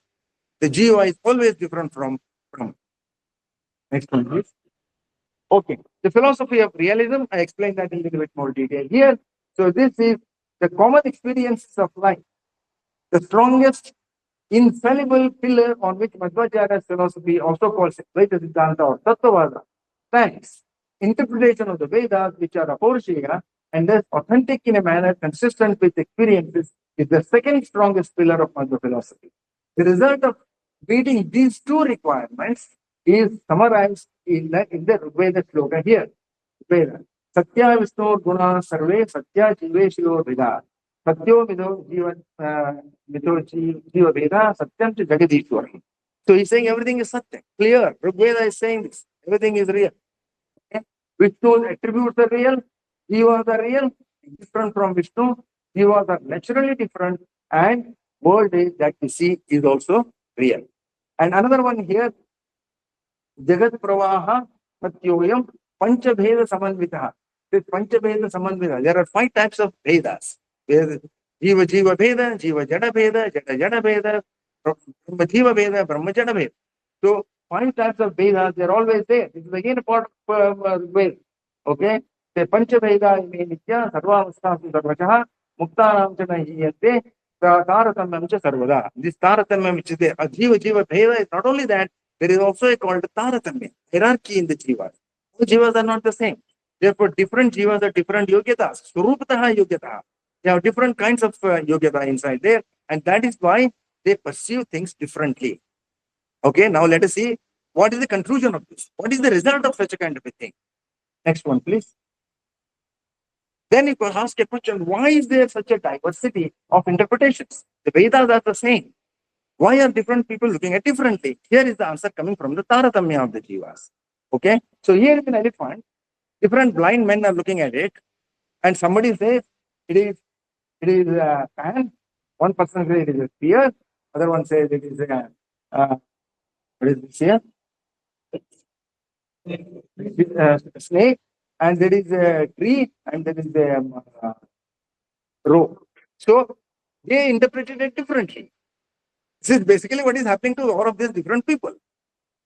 All of them, therefore, this automatically establishes the hierarchy and the Jivana Swarupa Yogita. They have different people. They have different capabilities. That is why they perceive it differently. But this is also a design of Paramatma himself, design of God himself. He only creates that. How do you know that? Next one. See here. Krishna says in Bhagavad Gita, Ye yatha mam prapajyante, tan tathaiva bhajami, mama vartmana vartante, manushya partha sarvasha. The way people think about me, I present myself to them in the same manner. This is because their yogita is like that. Their ability is like that. So I prompt their intellect. I prompt their intellect to think that way. And therefore they think that way. I satisfy them also. So they continue it in that manner. If you like, for example, you told Duryodhan and say, okay, no, Krishna is a great Bhagavan. You should not be doing this. Would you listen to that? Duryodhan, Krishna Bhagavan prompted Duryodhana to do all kinds of wrong things. Because his yogita was like that. So he wanted to do all papa karma from him and send him to the right place where he had to go. So like that, different people are prompted by him according to their yogita to think differently, and he satisfies them in their own manner. Therefore, they are happy. Very good. So, and that is unity in diversity. All of them live happily. Everybody lives happily. They will continue. Okay, when Shankaracharya came, he actually drove away all these Buddhas. Buddha Dharma, they drove away.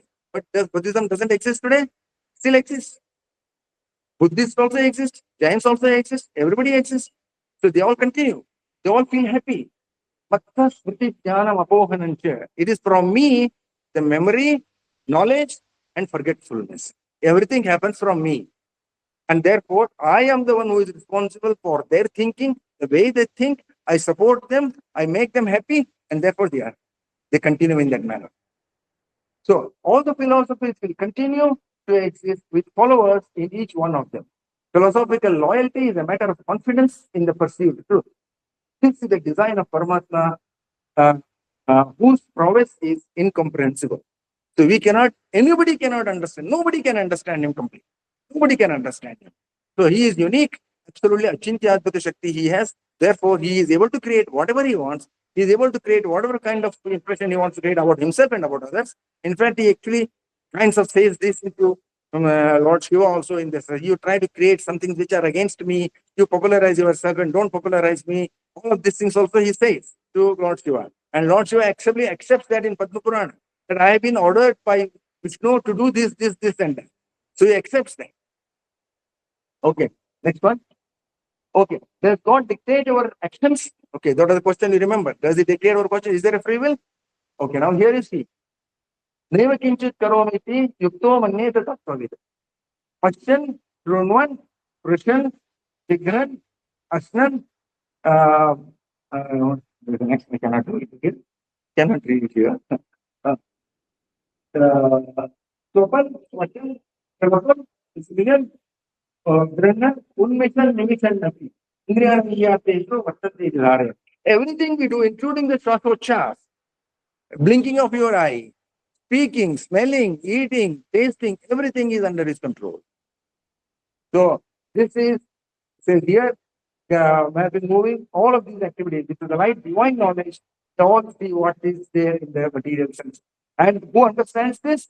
Yukto manyeta tattvavid. The person who understands tattva. He thinks this way. This is the truth. And then he also says here, Prakriti kriyamanani gunai karmani sarvashaha ahankara vimodatma kartaham iti manyate. So therefore, the person who is filled with his ego, he thinks that I am the doer. He thinks I am the doer, but he is not the doer. Prakriti kriyamanani gunai karmani sarvashaha. All the activities which are going on at the will of the Paramatma, and person who is full with ego, he thinks I am the doer. But this is again this desire. Next one. Okay, the philosophy of life. That is Sri Krishna said in Bhagavad Gita. Mama Vatmana Vatantya Manusya Bhakta already said this. Yet Yogasya Kur Karmanya Sangam Tattva Dhananjaya. Yet Karoshi Dasnasi, yet Yosi, yet Tapasvati, Tonteya, Tat Kurishya Madarpanam. So therefore he says, since I am the one who is in control, whatever you do, you finally submit it to me, surrender it to me. That is the way you have to live your life. That only can lead you to greatness and happiness. Next one. Okay. Misery and happiness. Why are we unhappy? Why is there misery? Okay, once again, take it from Bhagavad Gita. Krodhan bhavati sammoha, sammoha svati vipramaha, svati pramashat buddhinashaha, buddhinashat pranashyati. So, Therefore, growth is the most deadly enemy we have. So if you become angry, it is the one which is responsible for all kinds of other activities. And then finally, you destroy yourself. As a consequence of all of these things, you destroy yourself. You control your growth, control your anger, everything will fall in place. And this is Atmavashya Videyatma Prasadam Adhigachyati. And somebody who is controlling his own senses, he will get my prasada, then he will be the happy man. Prasadam Adhigachyati. Prasade sarva dukkhana hadirasya. So all the miseries and everything will get destroyed once he's got the prasada of the happy, of the blessings of the Paramatma. Next one. Okay, social order. So he created a social order, various kinds of, we say, Brahmana, Kshatriya, Vaishya, Shudra. But this is not by birth. This is not by birth. He created by guna karma vibhagaha. This is of their abilities, intrinsic natures. According to that, he created this four varnas. They have different kinds of abilities as described here. So somebody is involved in teaching and worship. Kshatriyas are required to do fighting and to safeguard somebody. Vaishyas are required to do vyapar and all of that, manufacturing business. And these are the people who are actually in service. Everybody has to have a feeling of service, because it is also, Vedas also say that everybody is born as a Shudra. To begin with, everybody is a Shudra. And then you, as you grow, culture yourself, nurture yourself, then these things start appearing, start showing up. Then you actually become Brahmana or Kshatriya, Shudra, or whatever. But the sense of servitude has to be there in everybody. They will serve the respective fraternities in that manner only. That feeling is always there. Okay, next one. All right. So dharma, these are the properties of the devatas. Abhayam, Sattvam, Samasityam, Jnana, Yoga, Siddhi, Dhanam, Damasya, Yajnasya, Swadhyaya, Stava, Javam. So these are the different, this is called Devi Sampat. So these are the ones which are the thing which the devatas follow, and their properties are like this. Teja, Kshama, Dati, Saivam, Madhruvam, Natimanika. So Ahankarani. So Bhavanti Sampadam Devim Abhijatasya Bharata. So those meanings are given here. So your experiences, I don't want to read all of that, so you can read. Basically, this is called the Devi Sampat. So these are the things that are described for the sattvic living of the devatas. Next one. Asuras, on the other hand, you see, Dambo Darpo Vimanasya, Krodha Parushyame, Ajnanam Javasasya, Padna Taswada Asurim, Partha Sampadam Asurim, the Kamamachritya Dushpuram, Dhammamanavadantitaha, Moha Greatva Dasgrahan, Pravartante, Asichuvrataha. So these are the descriptions of the Asuras. So these people are always proud of themselves, don't care for the happiness of the others, only trying to get everything for themselves. So Damba, Darpa, thing which is not there, they still claim they have. So we can see lots of these things today. We have full of Asuras only. So this is the unfortunate thing in the society now. That's what is happening. But understanding of this will help change that, I hope. Next one. Okay, so far it was all Tattvajnan, Adhyatma Dhyan. Now we are going to see how the Vedanta is telling you the material science. One of the most important things here. Quantum entanglement. I don't know how many of you have heard of this quantum entanglement. This actually is supposed to say that everything in this universe is connected. Everything, see, if we take two particles, one particle here, another particle, another galaxy or another thing, it is connected. You make a perturbation here, it is immediately felt there. This strikes at the grassroots of physics. It strikes at the very root of physics. So Einstein was very unhappy. He never could imagine this. Einstein said, how can it be? The theory was all this standard model and the relativity, theory of relativity, all of this things said, nothing can move faster than light. So now these galaxies are millions and billions of light years away. How can something happening here get connected to that there immediately? If there is a spin down here, the spin up there, how can it immediately change? He was very uncertain. But however, there is an experimental demonstration today that this thing does happen. Now what happens to physics? Especially the doldrums. Complete confusion. But this quantum entanglement is what is that. So therefore, however, somebody took initiative of that. Maybe this changes our paradigm of reality itself. Maybe it is only one. Maybe it is Advaita. Is that true? So now it's here. Now look at here what Bhagavad Gita says in that context. Aham sarvasya atta sarvam pravartate. Mai sarvamidam protam sutre maniyanaya. Avinashita tadvidhi ena sarvam idam tatam. He is Vyapta. He is Vyapta. He is present everywhere. Paramatma is present everywhere. Therefore, he connects everybody. It is like as if all the beats are there on a string. I support them. Therefore, there is no wonder if something happens, it is felt there. There is no wonder. Therefore, it is not against philosophy. The physics has to rise to the occasions, has to rise to understand this properly. Okay, but this is a great debate now. Quantum entanglement is a great debate. So this is Paramatma's sequence. I mentioned this all to you. So theory of quantum entanglement. Next. So material science wisdom in Vedic scriptures. Intuition, gift from God, logic, Vedic scriptures, direct experimentation and experience. The intuition, I already mentioned this to you of Srinivasa Ramanujam and Rambhadracharya. Okay, Vedic scriptures, and then many of the results relating to the material world given in the Vedic scriptures have been validated by modern science students in recent times. I will show several examples of this. Next one, please. Cyclic creation, dissolution of universe, energy matter interconversion. You see, in the beginning, it is all energy. It got converted into the quarks and the particles. They collided, converted back into energy, back into particles, back into energy, back into particles. This is a continuous process going on. Therefore, energy matter interconversion is a continuous process. There is nothing new in this. This has already been there. So, therefore, there is nothing new.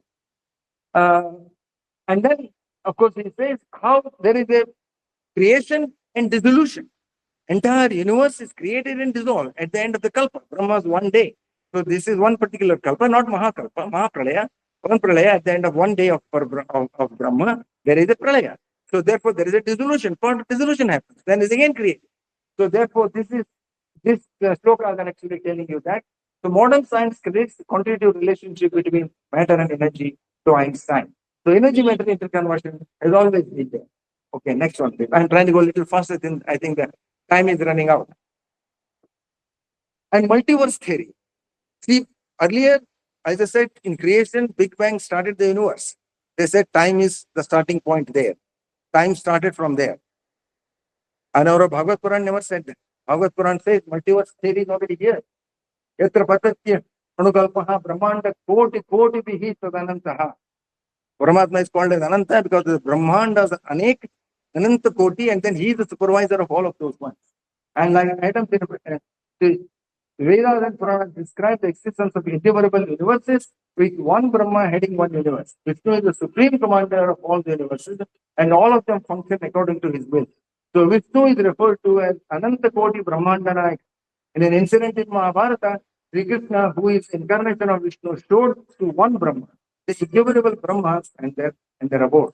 Modern science is now contemplating on this concept of multiverses. Roger Penrose, who won the Nobel Prize for Physics, is now saying there is nothing as Big Bang. Big Bang never happened. He is saying it is actually the dissolution of one universe is actually creating another universe. Okay, so these theories keep on changing. This is what I said, falsifiability. You have new evidences and you have new thought, new results coming in. So the question always remains, will we ever lead to a conclusion? So this question always remains. Therefore, you will take back to this and try and validate all those things which have been said here. Okay, next one.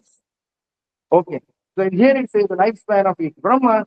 I think we can skip this word. I already mentioned this.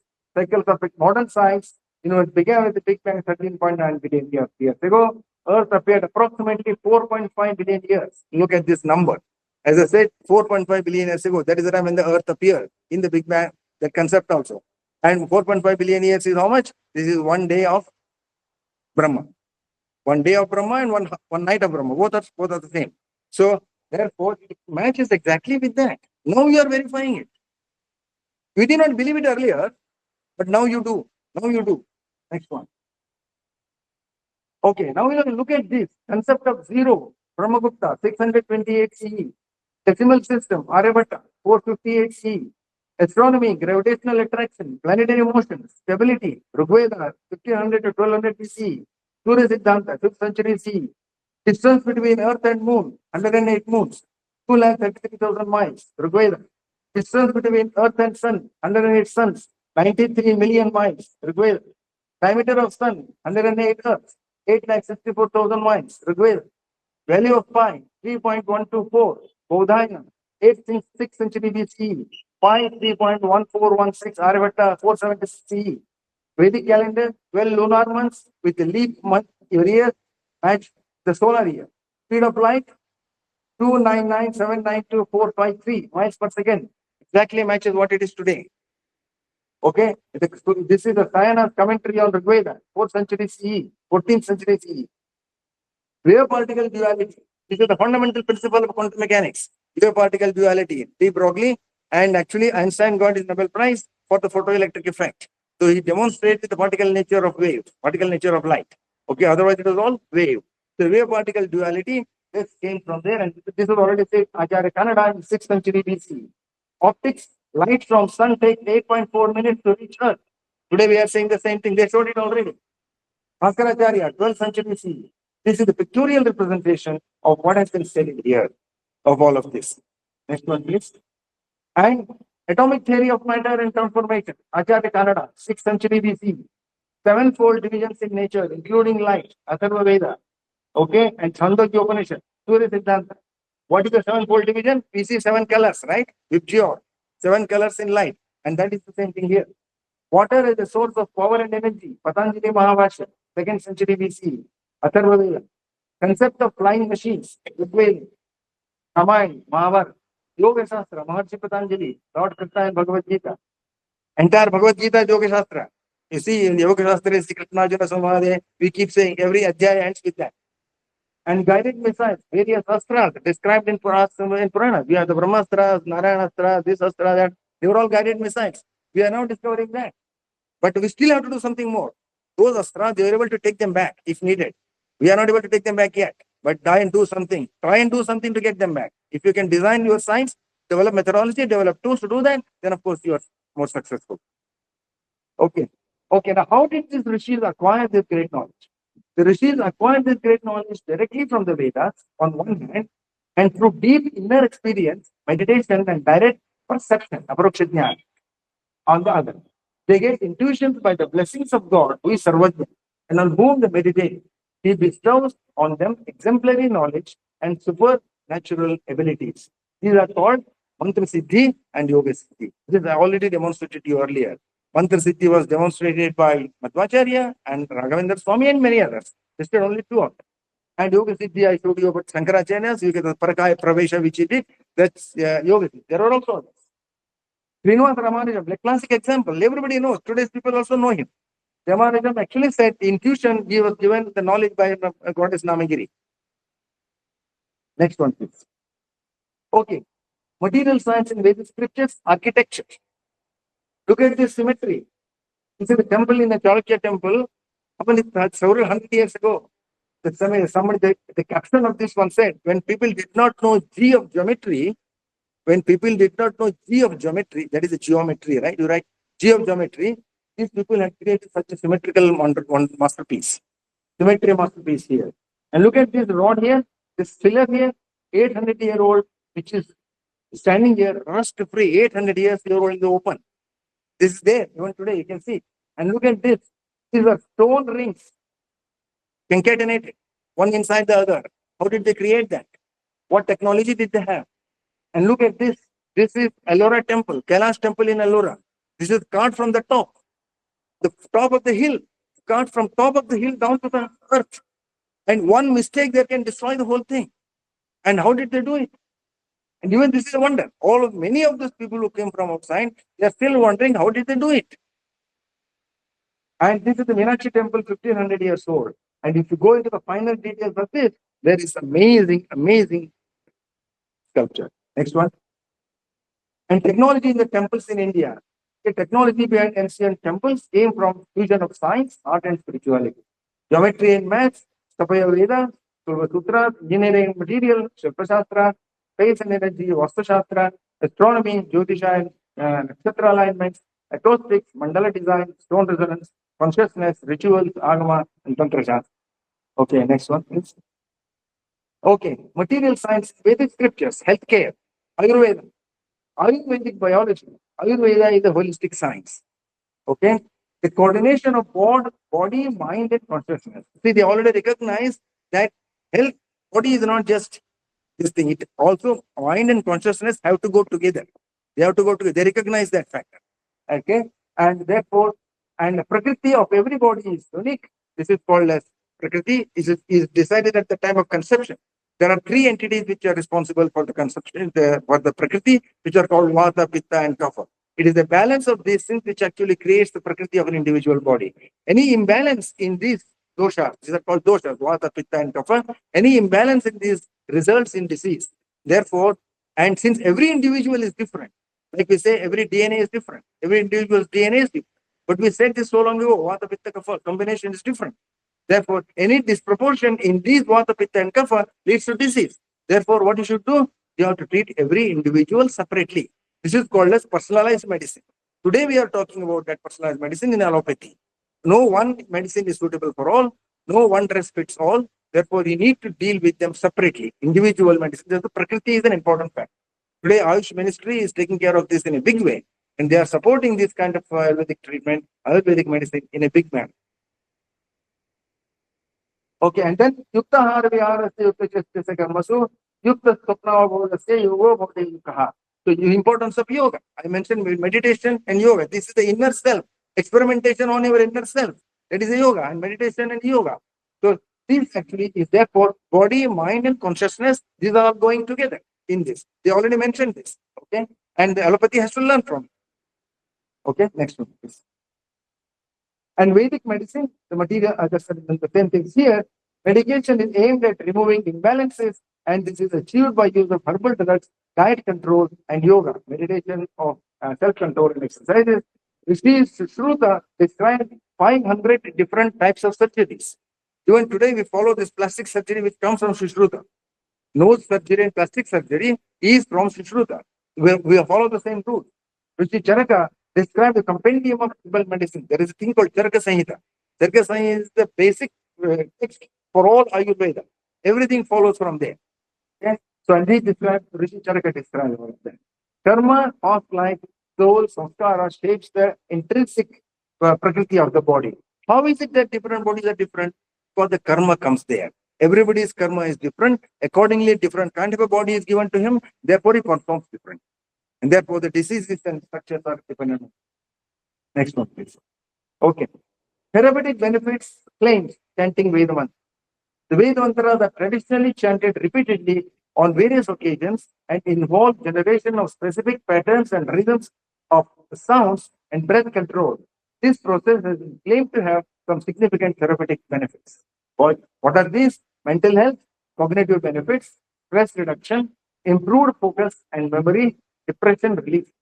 Physical health benefits, cardiovascular improvement, respiratory benefits, hormonal balance, vibrational and energy effects, balancing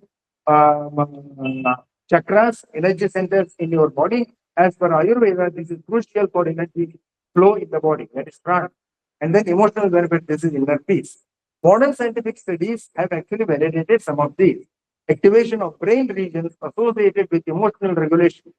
fMRI scans reveal reduced activity in the limbic system, the emotional center of the brain. This is tested with Veda mantras and with the sounds. The fMRI is taken. fMRI is a technique where they actually image the inner brain as the activities are going on.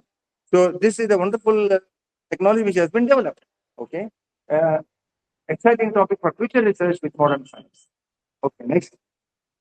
So how can reading scriptures enrich modern science? Okay. Now let's look at here. In the past, many of the claims made in the Vedic scriptures, these were based on extraordinarily spiritual prowess of the rishis and munis, were rubbished by modern science, since the methods of science could not validate them. However, as science and technology progressed, those claims got validated. Several examples have already been listed in the previous slides. So what to do next? Future research. In all likelihood, there are many more ideas, claims in the scripture which have not yet been realized. And they can motivate scientists who have an open mind to explore. Therefore, there is a potential for groundbreaking research. In fact, many eminent scientists in the last century did derive inspiration in this manner. Robert Oppenheimer, Edwin Schrodinger, Max Planck, Albert Einstein, to name a few. Okay, in fact, Edwin Schrodinger mentions about Brahma. He said, okay, actually got this from Brahma. Brahma is the person, he names this, puts this word as Brahma. And Abdul Salam, who also got the Nobel Prize in physics, he actually also said, okay, I learned a lot of it from Bhagavad Gita in the Vedas. His teacher was in Calcutta. After he got the Nobel Prize, he went to Calcutta to surrender to his teacher. So therefore, all of these people are enormously successful people who recognize the talent, recognize the value of our scriptures and integrate modern science with this Vedic philosophy, Vedic. Therefore, I call science as one. It is not this, that, it is one. And that is adhyatmic knowledge and material knowledge. Put together, it is science. And that is spirituality. Spirituality encompasses all of this science. Because from this science, we get wisdom. And science and wisdom together are part of spirituality. Spirituality is not religion. Spirituality is a way of life. It defines the way how we have to live our life, how to achieve by following the principles of science meaning principles of modern science as well as adhyatma. Both the things can go together. This has been personal experience as well.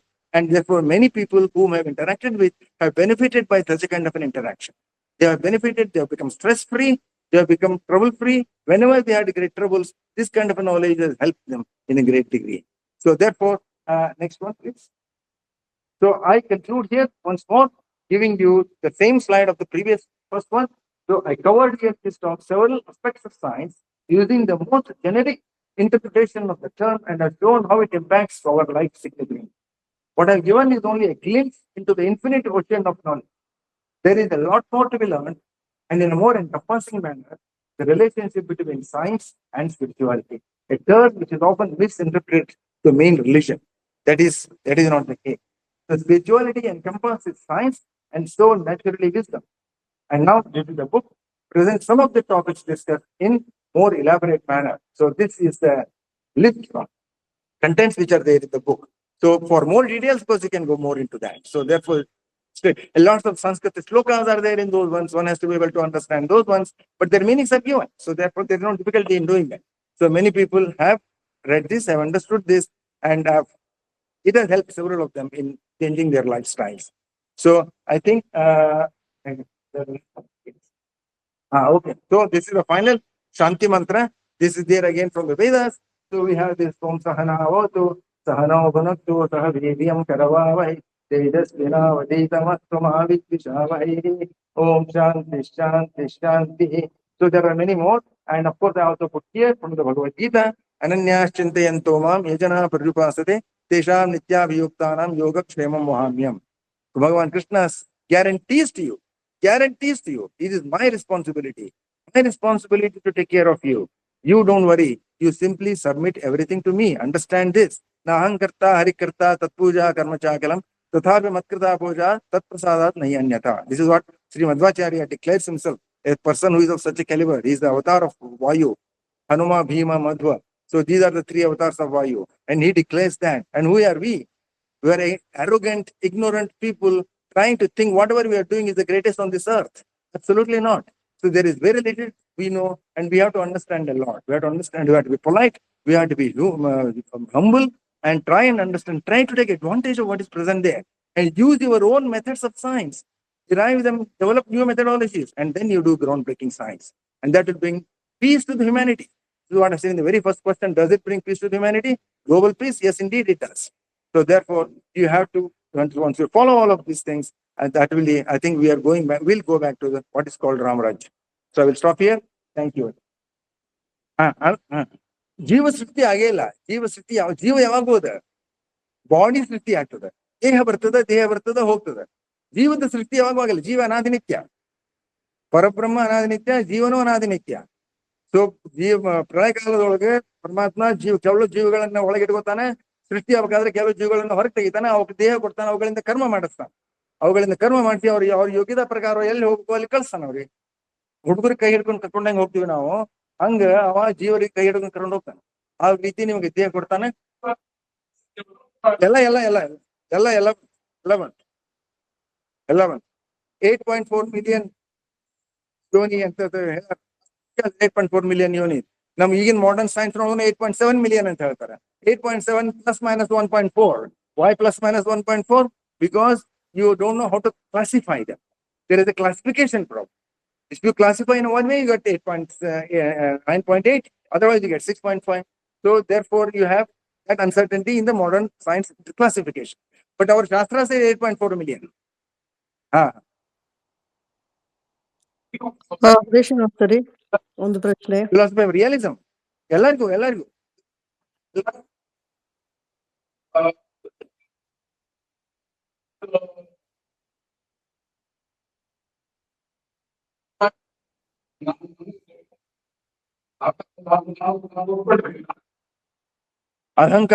ಅಹಂಕಾರ ವಿಮೂಢಾತ್ಮ ಕರ್ತಾಹಮಿತಿ ಮನ್ಯತೆ. ಅಹಂಕಾರದಿಂದ ಹಿಡ್ಕೊಂಡು ಎಲ್ಲಾನು ಕಾರಣ ಇರ್ಬೋದು. ಎಲ್ಲ ನೀವು ಯಾರ ಸಂಗತಿಯೊಳಗೆ ಇರ್ತೀರಿ, ಅವ್ರು ಯಾವ ರೀತಿ ನೀವು ಜ್ಞಾನ ಗುರುಗಳು ಶಿಷ್ಯರು ಸಿಗ್ತಾರ ನಿಮ್ಗೆ, ಅದ್ರ ಪ್ರಕಾರ ನಿಮಗೆ ಜ್ಞಾನ ಸಿಗ್ತದ. ಮತ್ತ ಸ್ಮೃತಿ ಜ್ಞಾನ ಅಪೋಹನಂಶ. ಅವ ರೀತಿ ಗುರುಗಳನ್ನ ತೋರಿಸ್ತಾನೆ ನಿಮಗ.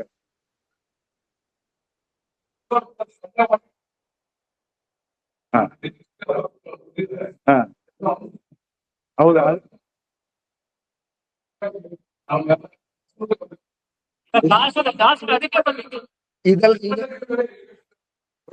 ಇದೆಲ್ಲ ಬಂದಿದ್ದು ಅದಕ್ಕೆ. ಮತ್ತೆ ಎಲ್ಲ ನಾವು ಮಾಡ್ಲಿಕ್ಕೆ ಹತ್ತದ ಅದ್ರ ಸಲುವಾಗಿನೇ. ಜನರಿಗೆ ಬರೋಬ್ಬರಿ ಜ್ಞಾನ ಬರ್ಬೇಕು.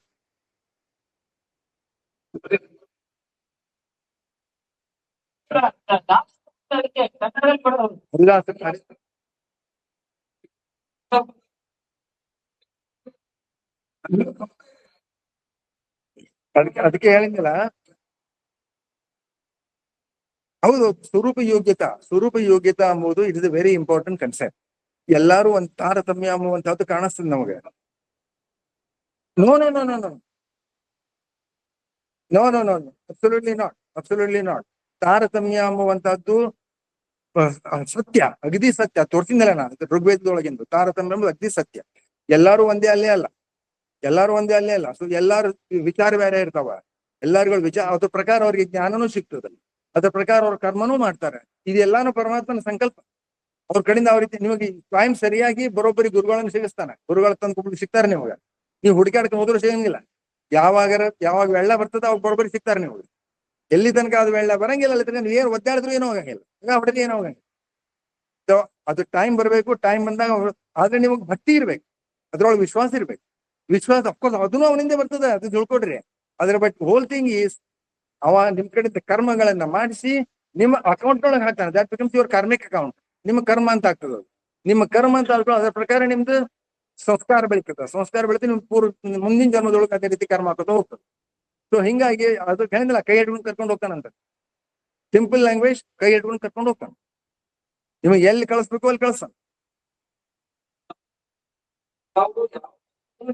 ಎಲ್ಲವನು ಯಾವ ಕಾಲಕ್ಕೂ ಇರ್ತಾನೆ. ಎಸ್,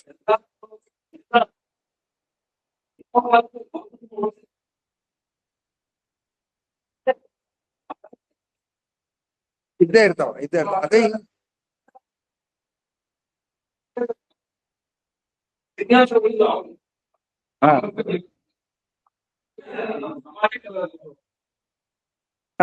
ಯೂನಿಟಿ ಇನ್ ಡೈವರ್ಸಿಟಿ ಅಂತ ಕೇಳಿದ್ನಲ್ಲ. ಯೂನಿಟಿ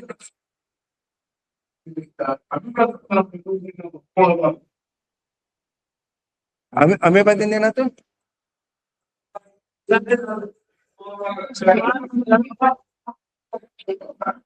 ಅಲ್ಲ, ಅದು ಅವೆಲ್ಲ ಹೊಂಟವ. ಅಲ್ಲ, ಅವ್ರೇನ್ ಡಾರ್ವಿನ್ ಏನ್ ಹೇಳಿದ ಅದನ್ನು ಸುದ್ದಿ ಚೇಂಜ್ ಆಗ್ಲಿಕ್ಕೆ ಈಗ. ಅವ್ ಹೇಳಿದ್ದೇನು ಇದು ಬುದ್ಧಿ ಒಪ್ಪಿಕೊಳ್ಳಿಲ್ಲ.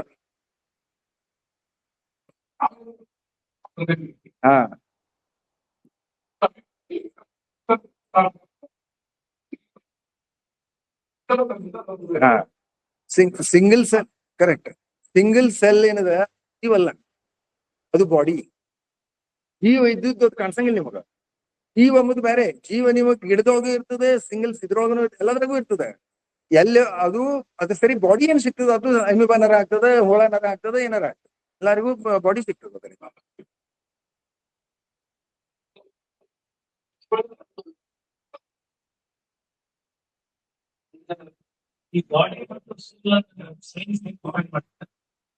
Body is physical mind, material. Soul is an experience, is still to be experienced. Experience you don't have. Science को तो soul concept ही ले, soul concept ही ले लो science को. Consciousness हमको देखना है, छोटे जगह नहीं करना.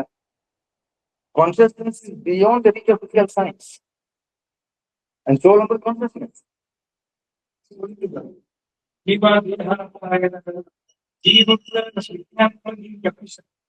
ಅಲ್ಲ क्या है soul हमको physical science ಒಳಗೆ ಇಲ್ಲ ಇದೆ. ಅದು ತಿಳ್ಕೊಳ್ಳೋಕೆ ಬರಂಗಿಲ್ಲ, but it is incomplete because of that it is incomplete. ಅಲ್ಲೇ ನಿಮಗೆ ಅತ್ಯಂತ ನಾಲೆಜ್ ಬೇಕಾಗುತ್ತೆ. ಅದಕ್ಕೆ ಸೆಲೆಸ್ಟಿಯಲ್ ಆರ್ಡರ್ ಎಕ್ಸಾಂಪಲ್ ಕೊಡ್ತೀವಿ. ಸೆಲೆಸ್ಟಿಯಲ್ ಆರ್ಡರ್ ಏನಿದೆ, ಲೋಕದೊಳಗೆ celestial order, gravitational force. Gravitational force attractive, right? Now we ask, why is the gravitational force attractive? Is there any answer to that? No science can answer that. Coulomb force, Coulomb positive and negative charges attract each other. Positive charges repel each other. Go by the inverse 1 by r. Gravitational force is 1 by r square law. Why is it not 1 by r cube law? Why is it not 1 by r fourth law? Why is it created in that manner? Simply absolutely no question. No question about it. However, science is incomplete. It can never answer the question which you ask. It says that. You saw that in one of the previous slides. One of the Nobel laureates said that science asks a question which it can never answer. And Elvin Prodiger also said this. He said that the physical science can never reach consciousness.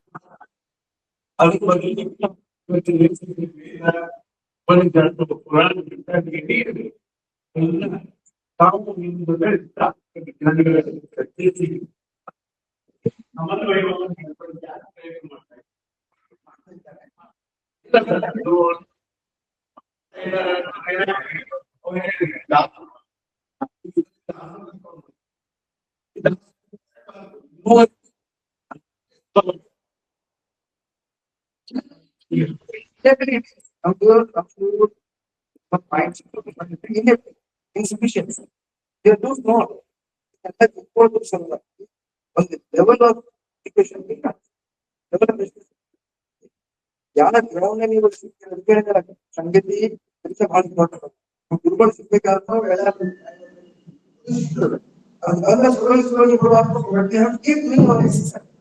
ಇದರಿಂದ ನಾವು ಮಾಡೋದ್ರಿಂದ ಎಷ್ಟು ಮಂದಿ ಹೋಗ್ತೀವಿ, ಮುಂದೆ 40 ಮಂದಿ ಹೇಳ್ತೀವಿ, ಅವ್ರು 40 ಮಂದಿ ಹೇಳ್ತೀವಿ.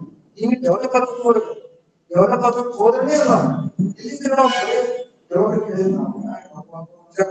Bhagavad Gita bogus. Bhagavad-Gita is bogus. I said, why have you read Bhagavad-Gita? No, I am not ready. Then how do you read Bhagavad-Gita? If you are not ready, you have to ready. In that manner, then you why okay. You must have read that. Then only you ask question. If you are not ready anything, how can you ask questions? Your questions are not ready after that. So, if therefore the debate, this Vedas ಭಯಂಕರ debate ಮಾಡ್ತಾರೆ. They are not come just like that. You just detail debate ಮಾಡ್ತಾರೆ. ಒಂದೊಂದು ವಾಕ್ಯ ಒಂದು ಅಕ್ಷರ ಹಿಂಗೆ ಹಾಕೊಂಡು debate ಮಾಡ್ತಾರೆ. ಪಂಚಮಿ ಮಧ್ಯ ಹಾಕೊಂಡು ತೃತೀಯ ಮಧ್ಯ ಹಾಕೊಂಡು ಚತುರ್ಥಿ ಮಧ್ಯ ಹಾಕೊಂಡು ಈ ರೀತಿಯಲ್ಲಿ ಡಿಬೇಟ್ ಮಾಡ್ತಾರೆ. ವ್ಯಾಕರಣ ಶಾಸ್ತ್ರ, ನ್ಯಾಯಶಾಸ್ತ್ರ ಎಲ್ಲ ಡಿಬೇಟ್ ಮಾಡ್ತಾರೆ. So it is not just like that. ಆಮೇಲೆ ಇವರೆಲ್ಲರೂ ನೊಬೆಲ್ ಅವಾರ್ಡ್ಸ್ ಹೇಳ್ತಾರೆ, they are enlightened people. They understood this. ಈಗ ದೇವರು ಬೇರೆ, ದೇವರು ಬೇರೆ ಅಂತ ದೇವರು ಒಬ್ಬನೇ, ಬೇರೆ ಗುರುಗಳು ಬೇರೆ ಇರ್ಬೋದು, ಫಿಲಾಸಫರ್ಸ್ ಮಾಡೋದು ಬೇರೆ ಇರ್ಬೋದು.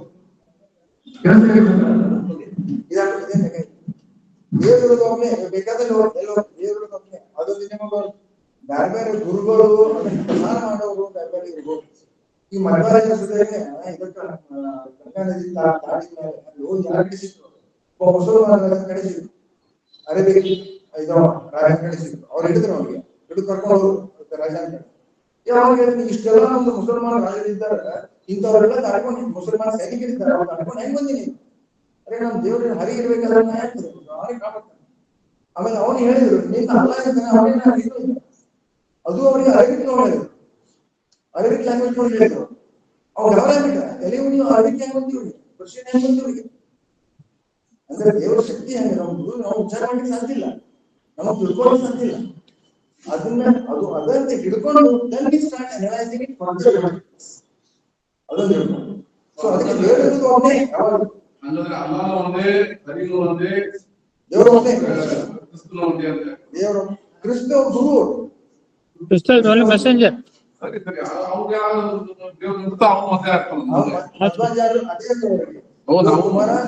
जो तुम्हारा अल्लाह है वो मेरा हरी है.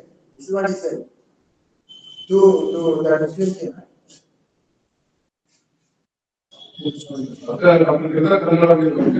ಒಂದು ವಾರ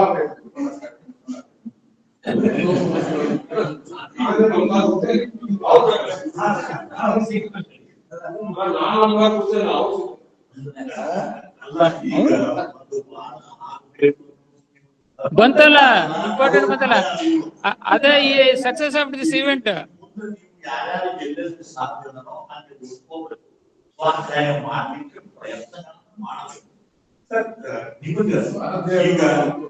ಈ ವಯಸ್ಸಿನೊಳಗೆ ನೀವು ಮುಂಚಿನಿಂದನೂ ಆಯಾ ಕೆಲಸ ಮಾಡ್ತೀವಿ. ಈ ಇಂಥ ವಿಷಯದ ಬಗ್ಗೆ ಯಾವ ವಯಸ್ಸಿನೊಳಗೆ ನಿಮಗೆ ಕಲಿಬೇಕು ಅಥವಾ ಬೆಳಿಬೇಕು ಅಂತ ಅಷ್ಟು ಅಥವಾ ಈಗಿನ ಪ್ರಸ್ತುತ ರಾಜಕಾರಣದ ಒಂದು ಫ್ರೇಮ್ವರ್ಕ್ ಆಗಿರುವುದಂದ್ರೆ, ಈಗ ಭಾರತೀಯತೆ, ಸನಾತನ ಧರ್ಮ ಮತ್ತು ನಮ್ಮ ಹಿಂದಿನ ಪರಂಪರಾಗತ ವಿಜ್ಞಾನಗಳ ಬಗ್ಗೆ ಹೊಸ ಸ್ಟಡಿ ಮಾಡಬೇಕು ಅನ್ನೋದು IIT ಮಟ್ಟದಿಂದ ಹಿಡ್ಕೊತಾರಲ್ಲ, ಕೇಂದ್ರ ಸರ್ಕಾರದ ಮಟ್ಟದಿಂದ ಹಿಡ್ಕೊಂಡು ರಾಷ್ಟ್ರೀಯ ಲೆವೆಲ್ಗೆ ಬಂದಿಲ್ಲ. ಇದು ಸಹಿತ ಒಂದು ರೀತಿಯ ಪ್ರಯತ್ನ. ಇದು ಕಾರಣ ಅಥವಾ ನಿಮ್ಮ ನ್ಯಾಚುರಲ್ ನಿಮ್ದೇನು ಪ್ರೊಫೆಷನ್ ಇತ್ತು, ನೀವು ಯಾವ ವಿಷಯ ಕಲಿಸ್ಬೇಕು ನನಗೆ ಗೊತ್ತಿಲ್ಲ, ಆ ವಿಷಯದೊಳಗ ಎಲ್ಲರ ಮೂಲ. ಯಾಕಂದ್ರೆ ನನಗೆ ತಿಳ್ಕೊಂಡಿ ಎಲ್ಲಾ ವಿಷಯಗಳ ಮೂಲಕೂ ಕೊನೆಗೆ ಆಧ್ಯಾತ್ಮಿಕ ಬರ್ತಾರೆ. ನಮಗೆ ಶುರು ಆದದ್ದು MSc PhD ಮಾಡದಾಗಿದ್ದ ಶುರು ಆಗಿದ್ದಿಲ್ಲ. ಮುದ್ಯ ಆರ್ಯ ಪಂಚಮುಖಿ ಅವರು ಇವಾಗ great scholar in Sanskrit and philosophy, ಅವ್ರ ಕಡೆಯಿಂದ ನಾವು ಟ್ರೈನಿಂಗ್ ಶುರು ಆಗಿದೆ. But we started experiencing it, we started feeling it, experiencing it through our life. I experienced it many times. ಎಷ್ಟೆಷ್ಟೋ ಇನ್ಸಿಡೆಂಟ್ಸ್ ಆಗ್ಯಾವ, ಅದರೊಳಗೆ ಇದರಿಂದ ಗೊತ್ತಾಗ್ತದೆ ಯಾವ ರೀತಿ ಆಗ್ತದೆ, ಇದಕ್ಕೆ ಅದು ಹೆಂಗ ಆಗ್ತದ ಏನಾಗ್ತದ ನಮ್ಮ ಕೈಯೊಳಗೆ. ಈಗ ನಿನ್ನಿದೆ ಒಂದು ಎಕ್ಸಾಂಪಲ್ ಹೇಳ್ಬೇಕಂದ್ರೆ, ನಮ್ಮ ಮನೆ ಸೋದರದಿಂದ ನಮ್ಮ ಮಗಳು ಕಾರ್ ಡ್ರೈವ್ ಮಾಡ್ಕೊಂಡು ಹೊಂಟಿದ್ವಿ ಹೈವೇ ಇದ್ರೊಳಗೆ, ಬಾಂಬೆದೊಳಗೆ ಠಾಣೆದಿಂದ ಕಾರ್ ಡ್ರೈವ್ ಮಾಡ್ಕೊಂಡು ಬರ್ಲಿಕ್ಕೆ. ಮಳೆಗಾಲ ರಸ್ತೆದೊಳಗೆ ಕಿಚಡ ಬಿದ್ದಿತ್ತು ಒಂದ್ ಸ್ವಲ್ಪ. ಆಕಿ ಕಾರ್ ಡ್ರೈವ್ ಮಾಡ್ಲಿಕ್ಕೆ ಕಾರ್ ಒಮ್ಮೆಲೆ ಸ್ಲೀಟ್ ಆಗಿ ಒಂದ್ ಸೈಡ್ ಹೋಗಿದಾಗ ಸ್ಲೋ ಆಗಿರ್ತದೆ. ಅದ್ರ ಹಿಂದೆ ಟ್ರಕ್ ಬರ್ಲಿಕ್ಕೆ, ಲೋಡೆಡ್ ಟ್ರಕ್, ದೊಡ್ಡ ಟ್ರಕ್ ಬಂದು ಆಕಿ ಕಾರಿನ ಬೊನೆಟ್ಟಿಗೆ ಹಿಡ್ಕೊಂಡು ಎಳಿಲಿಕ್ಕೆ ಶುರು ಮಾಡಿ. ಈಕಿ ಹಿಂದೆ ಪ್ರಯತ್ನ ಆಗಲ್ಲ, ಕಾರ್ ಟರ್ನ್ ಆಗಿ ಡೈರೆಕ್ಟ್ ಟ್ರಕ್ ಎದುರಿಗೆ ಬಂದು ಡೈರೆಕ್ಟ್ ಬಂಪ್ ಮಾಡಿದ. ಅದಕ್ಕೆ ಅವ್ರು ಬ್ರೇಕ್ ಹಾಕಿದ ಬಂಪ್ ಮಾಡಿದ, ಕಾರೆಲ್ಲ ಮುರಿದು. ಈಕಿ ಒಂದು ಸ್ಕ್ರಾಚ್ ಬಿದ್ದಿದೆ, ಒಳಗಿಂದ ಚಿಡಿಲಕ್ಕೆ ಒಂದು ಸ್ಕ್ರಾಚ್ ಬಿದ್ದಿದೆ. ಏನಂತೀರಿ ಹೇಳ್ದ, ಅಪ್ಪ ದೇವ್ರು ಬಹಳ ಗೊತ್ತಾಗ ನನಗೆ ಇಷ್ಟ, ನನಗೆ ಏನೋ ಇದ್ದ. ಅದ್ರ ನೆಕ್ಸ್ಟ್ ಅದೇ ರೋಡ್ 3 ಮಂದಿ 5 ಮಂದಿ ಬಂದ್ರು, ಅವರು ಸ್ಕಿಡ್ ಆದ್ರು. ಅವ್ರು ಸ್ಕಿಡ್ ಆಗಿ ಕೆಳಗೆ ಬಿದ್ರು, ಅವ್ರ ಮೈಗೆ ಎಲ್ಲ ರಕ್ತ. ಇದಕ್ಕೆ ರಜ, ನಿಮ್ಮ ಸಂಸ್ಕಾರ, ನಿಮ್ಮ ಕರ್ಮ, ಇದರಿಂದ ಆಗಿ ದೇವ್ರ ಕಾಲ. ಇದರ ಎಕ್ಸ್ಪೀರಿಯನ್ಸ್, ಇದರ experience you have to interpret it. So this has happened to me also several times, and everything happens for your good. You think it that way, then you will always be peaceful. Something is better is going to come. If today you are disappointed by something that this did not happen according to my wish, doesn't matter. So don't get something to fall.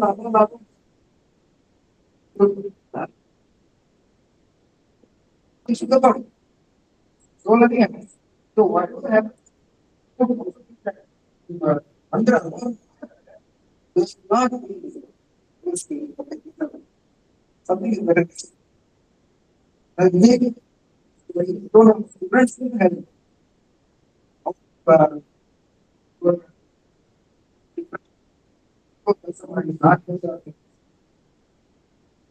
is not that's the help and these are what's here. You're intending to do your what? Okay. Now, so that you know what? Become a baby. I'm not one month. Come to the state of my life. I'm going to work for one month. Although, couldn't go a bit for I couldn't go a bit for one immediately wanted to come from the was not angry.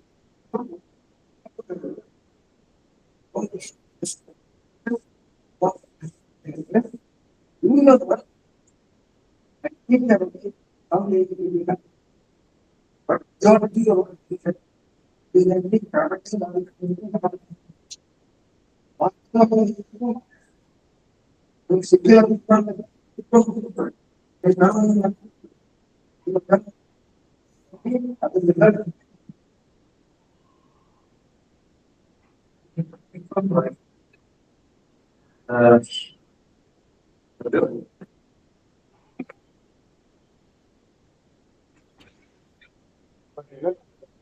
ಬಂದ್ ಮಾಡೋದು ಇಲ್ಲ ಇಲ್ಲ ಅದೇ ಅದು wifi problem ಅದೇನ್ ಅಧ್ಯಾತ್ಮ ಬದುಕಿಸ್ತು 4-5 mobile. Doctor Ramakrishna Hosur ಅವರಿಗೆ ಎಷ್ಟು ಧನ್ಯವಾದಗಳು. ಅದರಿಂದ ಹೇಳ್ತೀನಪ್ಪ ಅಂತಂದ್ರೆ ನಾನು ಪ್ರಶ್ನೆಗಳು ಬಂದು ನೋಡಿ ಕೆಲವರೆಲ್ಲ ತಿಳ್ಕೊಂಡ್ವಲ್ಲ ಅನ್ನೋದು ನನಗೆ ಜಾಸ್ತಿ ಏನಪ್ಪಾ ಅಂದ್ರೆ ನಾನು ಇದ್ದೀನಿ ಸ್ವಲ್ಪ ಸಮಯ ಜಾಸ್ತಿ ಆಗಿತ್ತು. ಒಂದು 3 ಮಾತು ಮುಗಿಸ್ತೀನಿ, ಯಾಕಂದ್ರೆ ಸಾಕಷ್ಟು ಲೋಡ್ ಆಗಿರುತ್ತೆ. ಮುಖ್ಯವಾಗಿ ಅವ್ರ ಭಾಷಣದಿಂದ ಅವ್ರ ಡೆಲಿಬರೇಷನ್ ಇಂದ ನನ್ಗೇನು ಅರ್ಥ ಆಯ್ತು ಅಂದ್ರೆ ಈ ಜಗತ್ತಿಗ ಕಡೆಯವರು ಕೇಳಿದ್ರು ವಿಜ್ಞಾನ ವಿಜ್ಞಾನದ ಮೇಲೆ ಅಧ್ಯಾತ್ಮ ತಿಳ್ಕೊಳ್ಳಿಲ್ಲ ಅಂದ್ರೆ ಯಾವುದು ನಮಗೆ ಅರ್ಥ ಆಗುತ್ತೆ. ಪ್ರಶ್ನೆ ಬರೋಬ್ಬರಿ ಅದೇ, ಎಲ್ಲರೂ ಅವಕಾಶ ತಿಳ್ಕೊಂಡು ನಾವು ಈಗ ಪರೀಕ್ಷೆ ಪಾಸ್ ಆಗಿ ಏನೇನೋ ದೊಡ್ಡ ದೊಡ್ಡ ಕೆಲಸ ಮಾಡಿದ್ವಿ.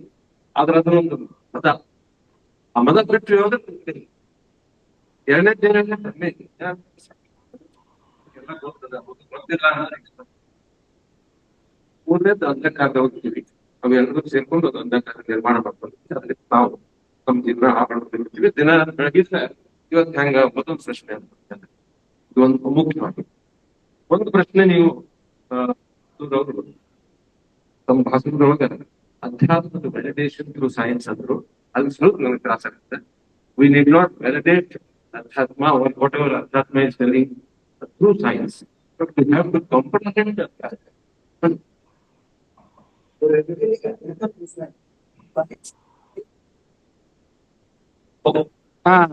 He told that it is now. He created the word in the sense. They are far away ಅಂತ ಹೇಳಿದ್ದವನು. They are still far. About understanding. Understanding, it has to validate the other understanding. It has to have more knowledge. It's not that science is definitely immature or premature than that one. So validating some premature knowledge of something which is complete, I'm only requesting you, better word would be enhancing the understanding of through our science and whatever we have created. Validation gives a stronger,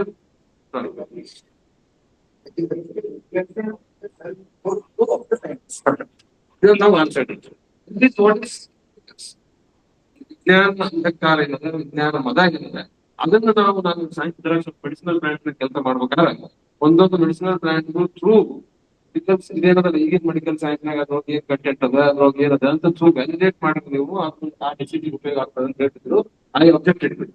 Throughout 7-8 years I worked in the medicinal plants. No, I will not. I will validate through Chakra. I will not validate through your own experimentation, through other content, because whole plant acts. So, other than but we prove through respect to that thought and said we will validate through our own understanding of science, not your understanding of what is that called in those reductionist science. Reduce ಮಾಡ್ಕೊಂಡು ಹೋಗೋದು ಈ chemical ಈ ಕೆಲಸಕ್ಕೆ ಉಪಯೋಗ ಆಗ್ತದೆ ಅಂತ ಹೇಳೋದು ಬೇಡ. ಈ ಪ್ಲಾಂಟ್ ಇದಕ್ಕೆ ಉಪಯೋಗ ಆಗ್ತದೆ ಅನ್ನೋದು ನಮ್ಮ ಜ್ಞಾನ. ಅದು ಹ್ಯಾಂಗ ತೋರಿಸ್ತೀವಿ ಅಂತ ನಾವು ಮಾಡ್ತೀವಿ. ಅದಕ್ಕೆ ಅದ ಒಂದು ರಿಕ್ವೆಸ್ಟ್ ಇಂದ ಮುಂದೆ ತಿಳಿದದ್ದು ಈ ಕಾರ್ಯಕ್ರಮ ನಿರ್ಧಾರ ಮಾಡ್ಬೇಕಾದ್ರೆ ಟೈಟಲ್ ಏನ್ ಹೇಳ್ಬೇಕು ಅಂತ ಅವ್ರ ಜೊತೆ ಚರ್ಚೆ ಮಾಡ್ತಿದ್ರು.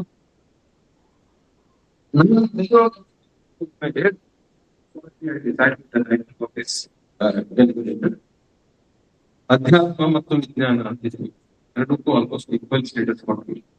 ಅದು ನನ್ನ ತಲೆಗೆ ಹೋಗಿದ್ವಿ ಏನೇನು ಅಂದ್ರೆ ಅಧ್ಯಾತ್ಮದಲ್ಲಿ ವಿಜ್ಞಾನ ಅಂತ ಅನ್ಕೊಂಡಿದ್ದೆ, ವಿಜ್ಞಾನಕ್ಕೆ ಅಷ್ಟೊಂದು ಜ್ಞಾನ ಇಲ್ಲ ಅನ್ನೋದು ನಾನು ಅದಕ್ಕೆ ಅಧ್ಯಾತ್ಮ ಅಳಿಲಿಕ್ಕೆ ಜ್ಞಾನಕ್ಕೆ ಅಷ್ಟೊಂದು ಭಕ್ತಿ ಇಲ್ಲ, ವಿಜ್ಞಾನಕ್ಕೆ ಬಿಟ್ಟೆ ನಾನು. ಮೂರನೇದು ಏನ್ ವಿಚಾರ ಮಾಡ್ತೇನೆ, ವಿಜ್ಞಾನ ಮತ್ತು ಅಧ್ಯಾತ್ಮ ಅದು ಸಣ್ಣ ಅಧ್ಯಾತ್ಮದಲ್ಲಿ ವಿಜ್ಞಾನ ಅಂತ ಮಾಡಿದ್ರೆ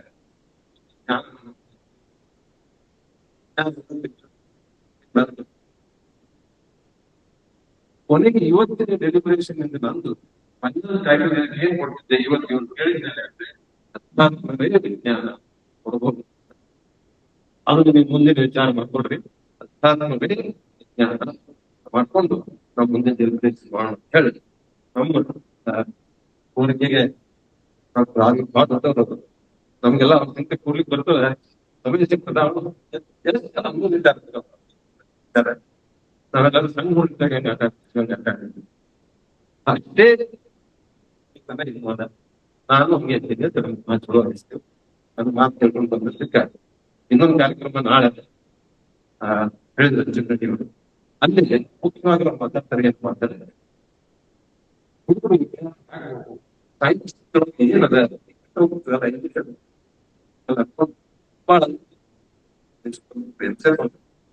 ಇವರು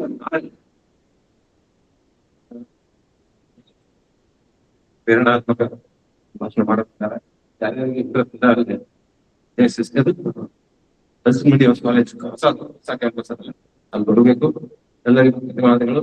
ಇಷ್ಟೆಲ್ಲ ಹಿರಿಯರು ನಮ್ಮ ಗುರುಗಳು ದೊಡ್ಡವರು ಎಲ್ಲರಿಗೂ ಬಂದಿದ್ದು ಮಾಡ್ಸೋದಕ್ಕೆ ನನಗೆ ನಾನೇ ಸಣ್ಣವನಾಗಿನೋ ದೊಡ್ಡವನಾಗಿನೋ ಗೊತ್ತಾಗ್ಬಾರ್ದು. ಬಹಳ ಚಲೋ ಅನಿಸ್ತು. ಪ್ರಚಾರ ಮಾಡೋಣ.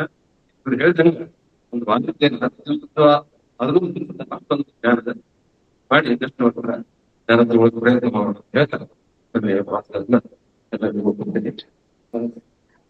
ಹಿಂದಿ ಎಲ್ಲರೂ ಬಂದಾರ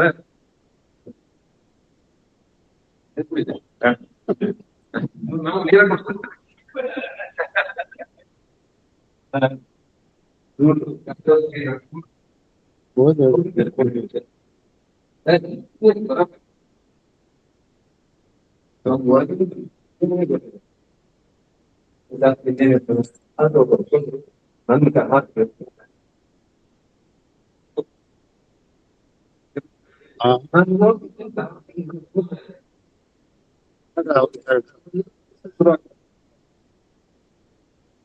ಅವೆಲ್ಲ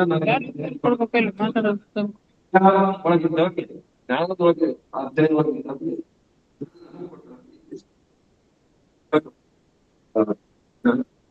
ಮಾಡ್ಕೊಂಡ್ರೆ ಜ್ಞಾನ ಎಲ್ಲರಿಗೂ ಪ್ರಯತ್ನ ಮಾಡ್ತೀವಿ. ಒಂದು ಕಾಣಿಕೆ ಪುಸ್ತಕ ಕಾಣಿಕೆ ಕೊಡ್ತೀವಿ.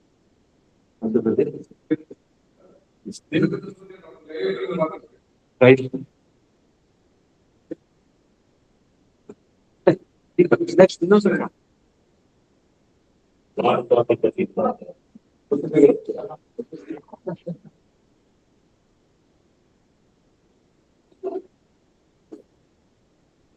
ಅವ್ರು ಕೇಳಿದ್ರೆ ಏನ್ ಮಾಡ್ತಾರೆ.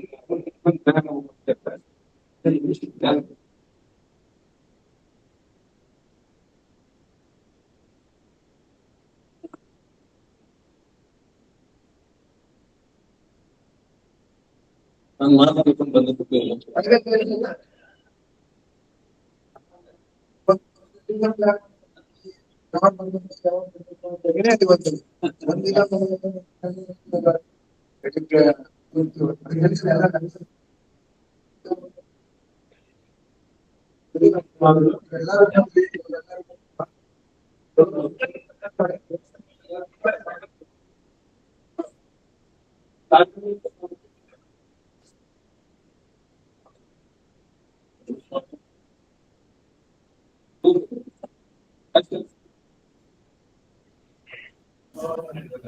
ಗುರುಗಳು ಏನೋ ಕೇಳೋದಿದೆಯಾ?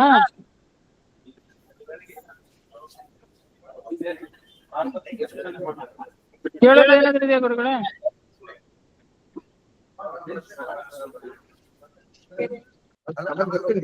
ಹೇಳಿ ಹೇಳಿ ಶ್ರೀಧರ್. ಕೇಳೋದೇನಾದ್ರು ಇದೆಯಾ? ಅಲ್ರಿ ನಿಮ್ಗೆ ಇಷ್ಟು ದಿವಸ ಪಾಠ ಹೇಳಿದ್ರೆ ನೀವೇ ಪ್ರಶ್ನೆ ಕೇಳಬಾರ್ದಾ? ಅಲ್ಲ ಕೇಳೋದು ಏನಾದ್ರು ಇದೆಯಾ ಅಂದೆ? ಹೇಳೋದು ಅವ್ರು ಕೇಳೋದು ತುಂಬಾ ಇದೆ, ಅವ್ರು ಹೇಳಲಿಕ್ಕೆ ಆಗಲ್ಲ. ಸರಿ ಸರಿ. ಯಾಕಂದ್ರೆ ಅವ್ರು ಬರೀ ಸೈನ್ಸ್ ಹೇಳಿದ್ರು, ಫಿಲಾಸಫಿ ಹೇಳಿದ್ರು, ಅವೆರಡಕ್ಕೂ ಸಂಬಂಧ ನಮ್ಗೆ ಅನುಭವ ಆಗಿ ಬರುತ್ತೆ ಅಂತ ಹೇಳಿಲ್ಲ.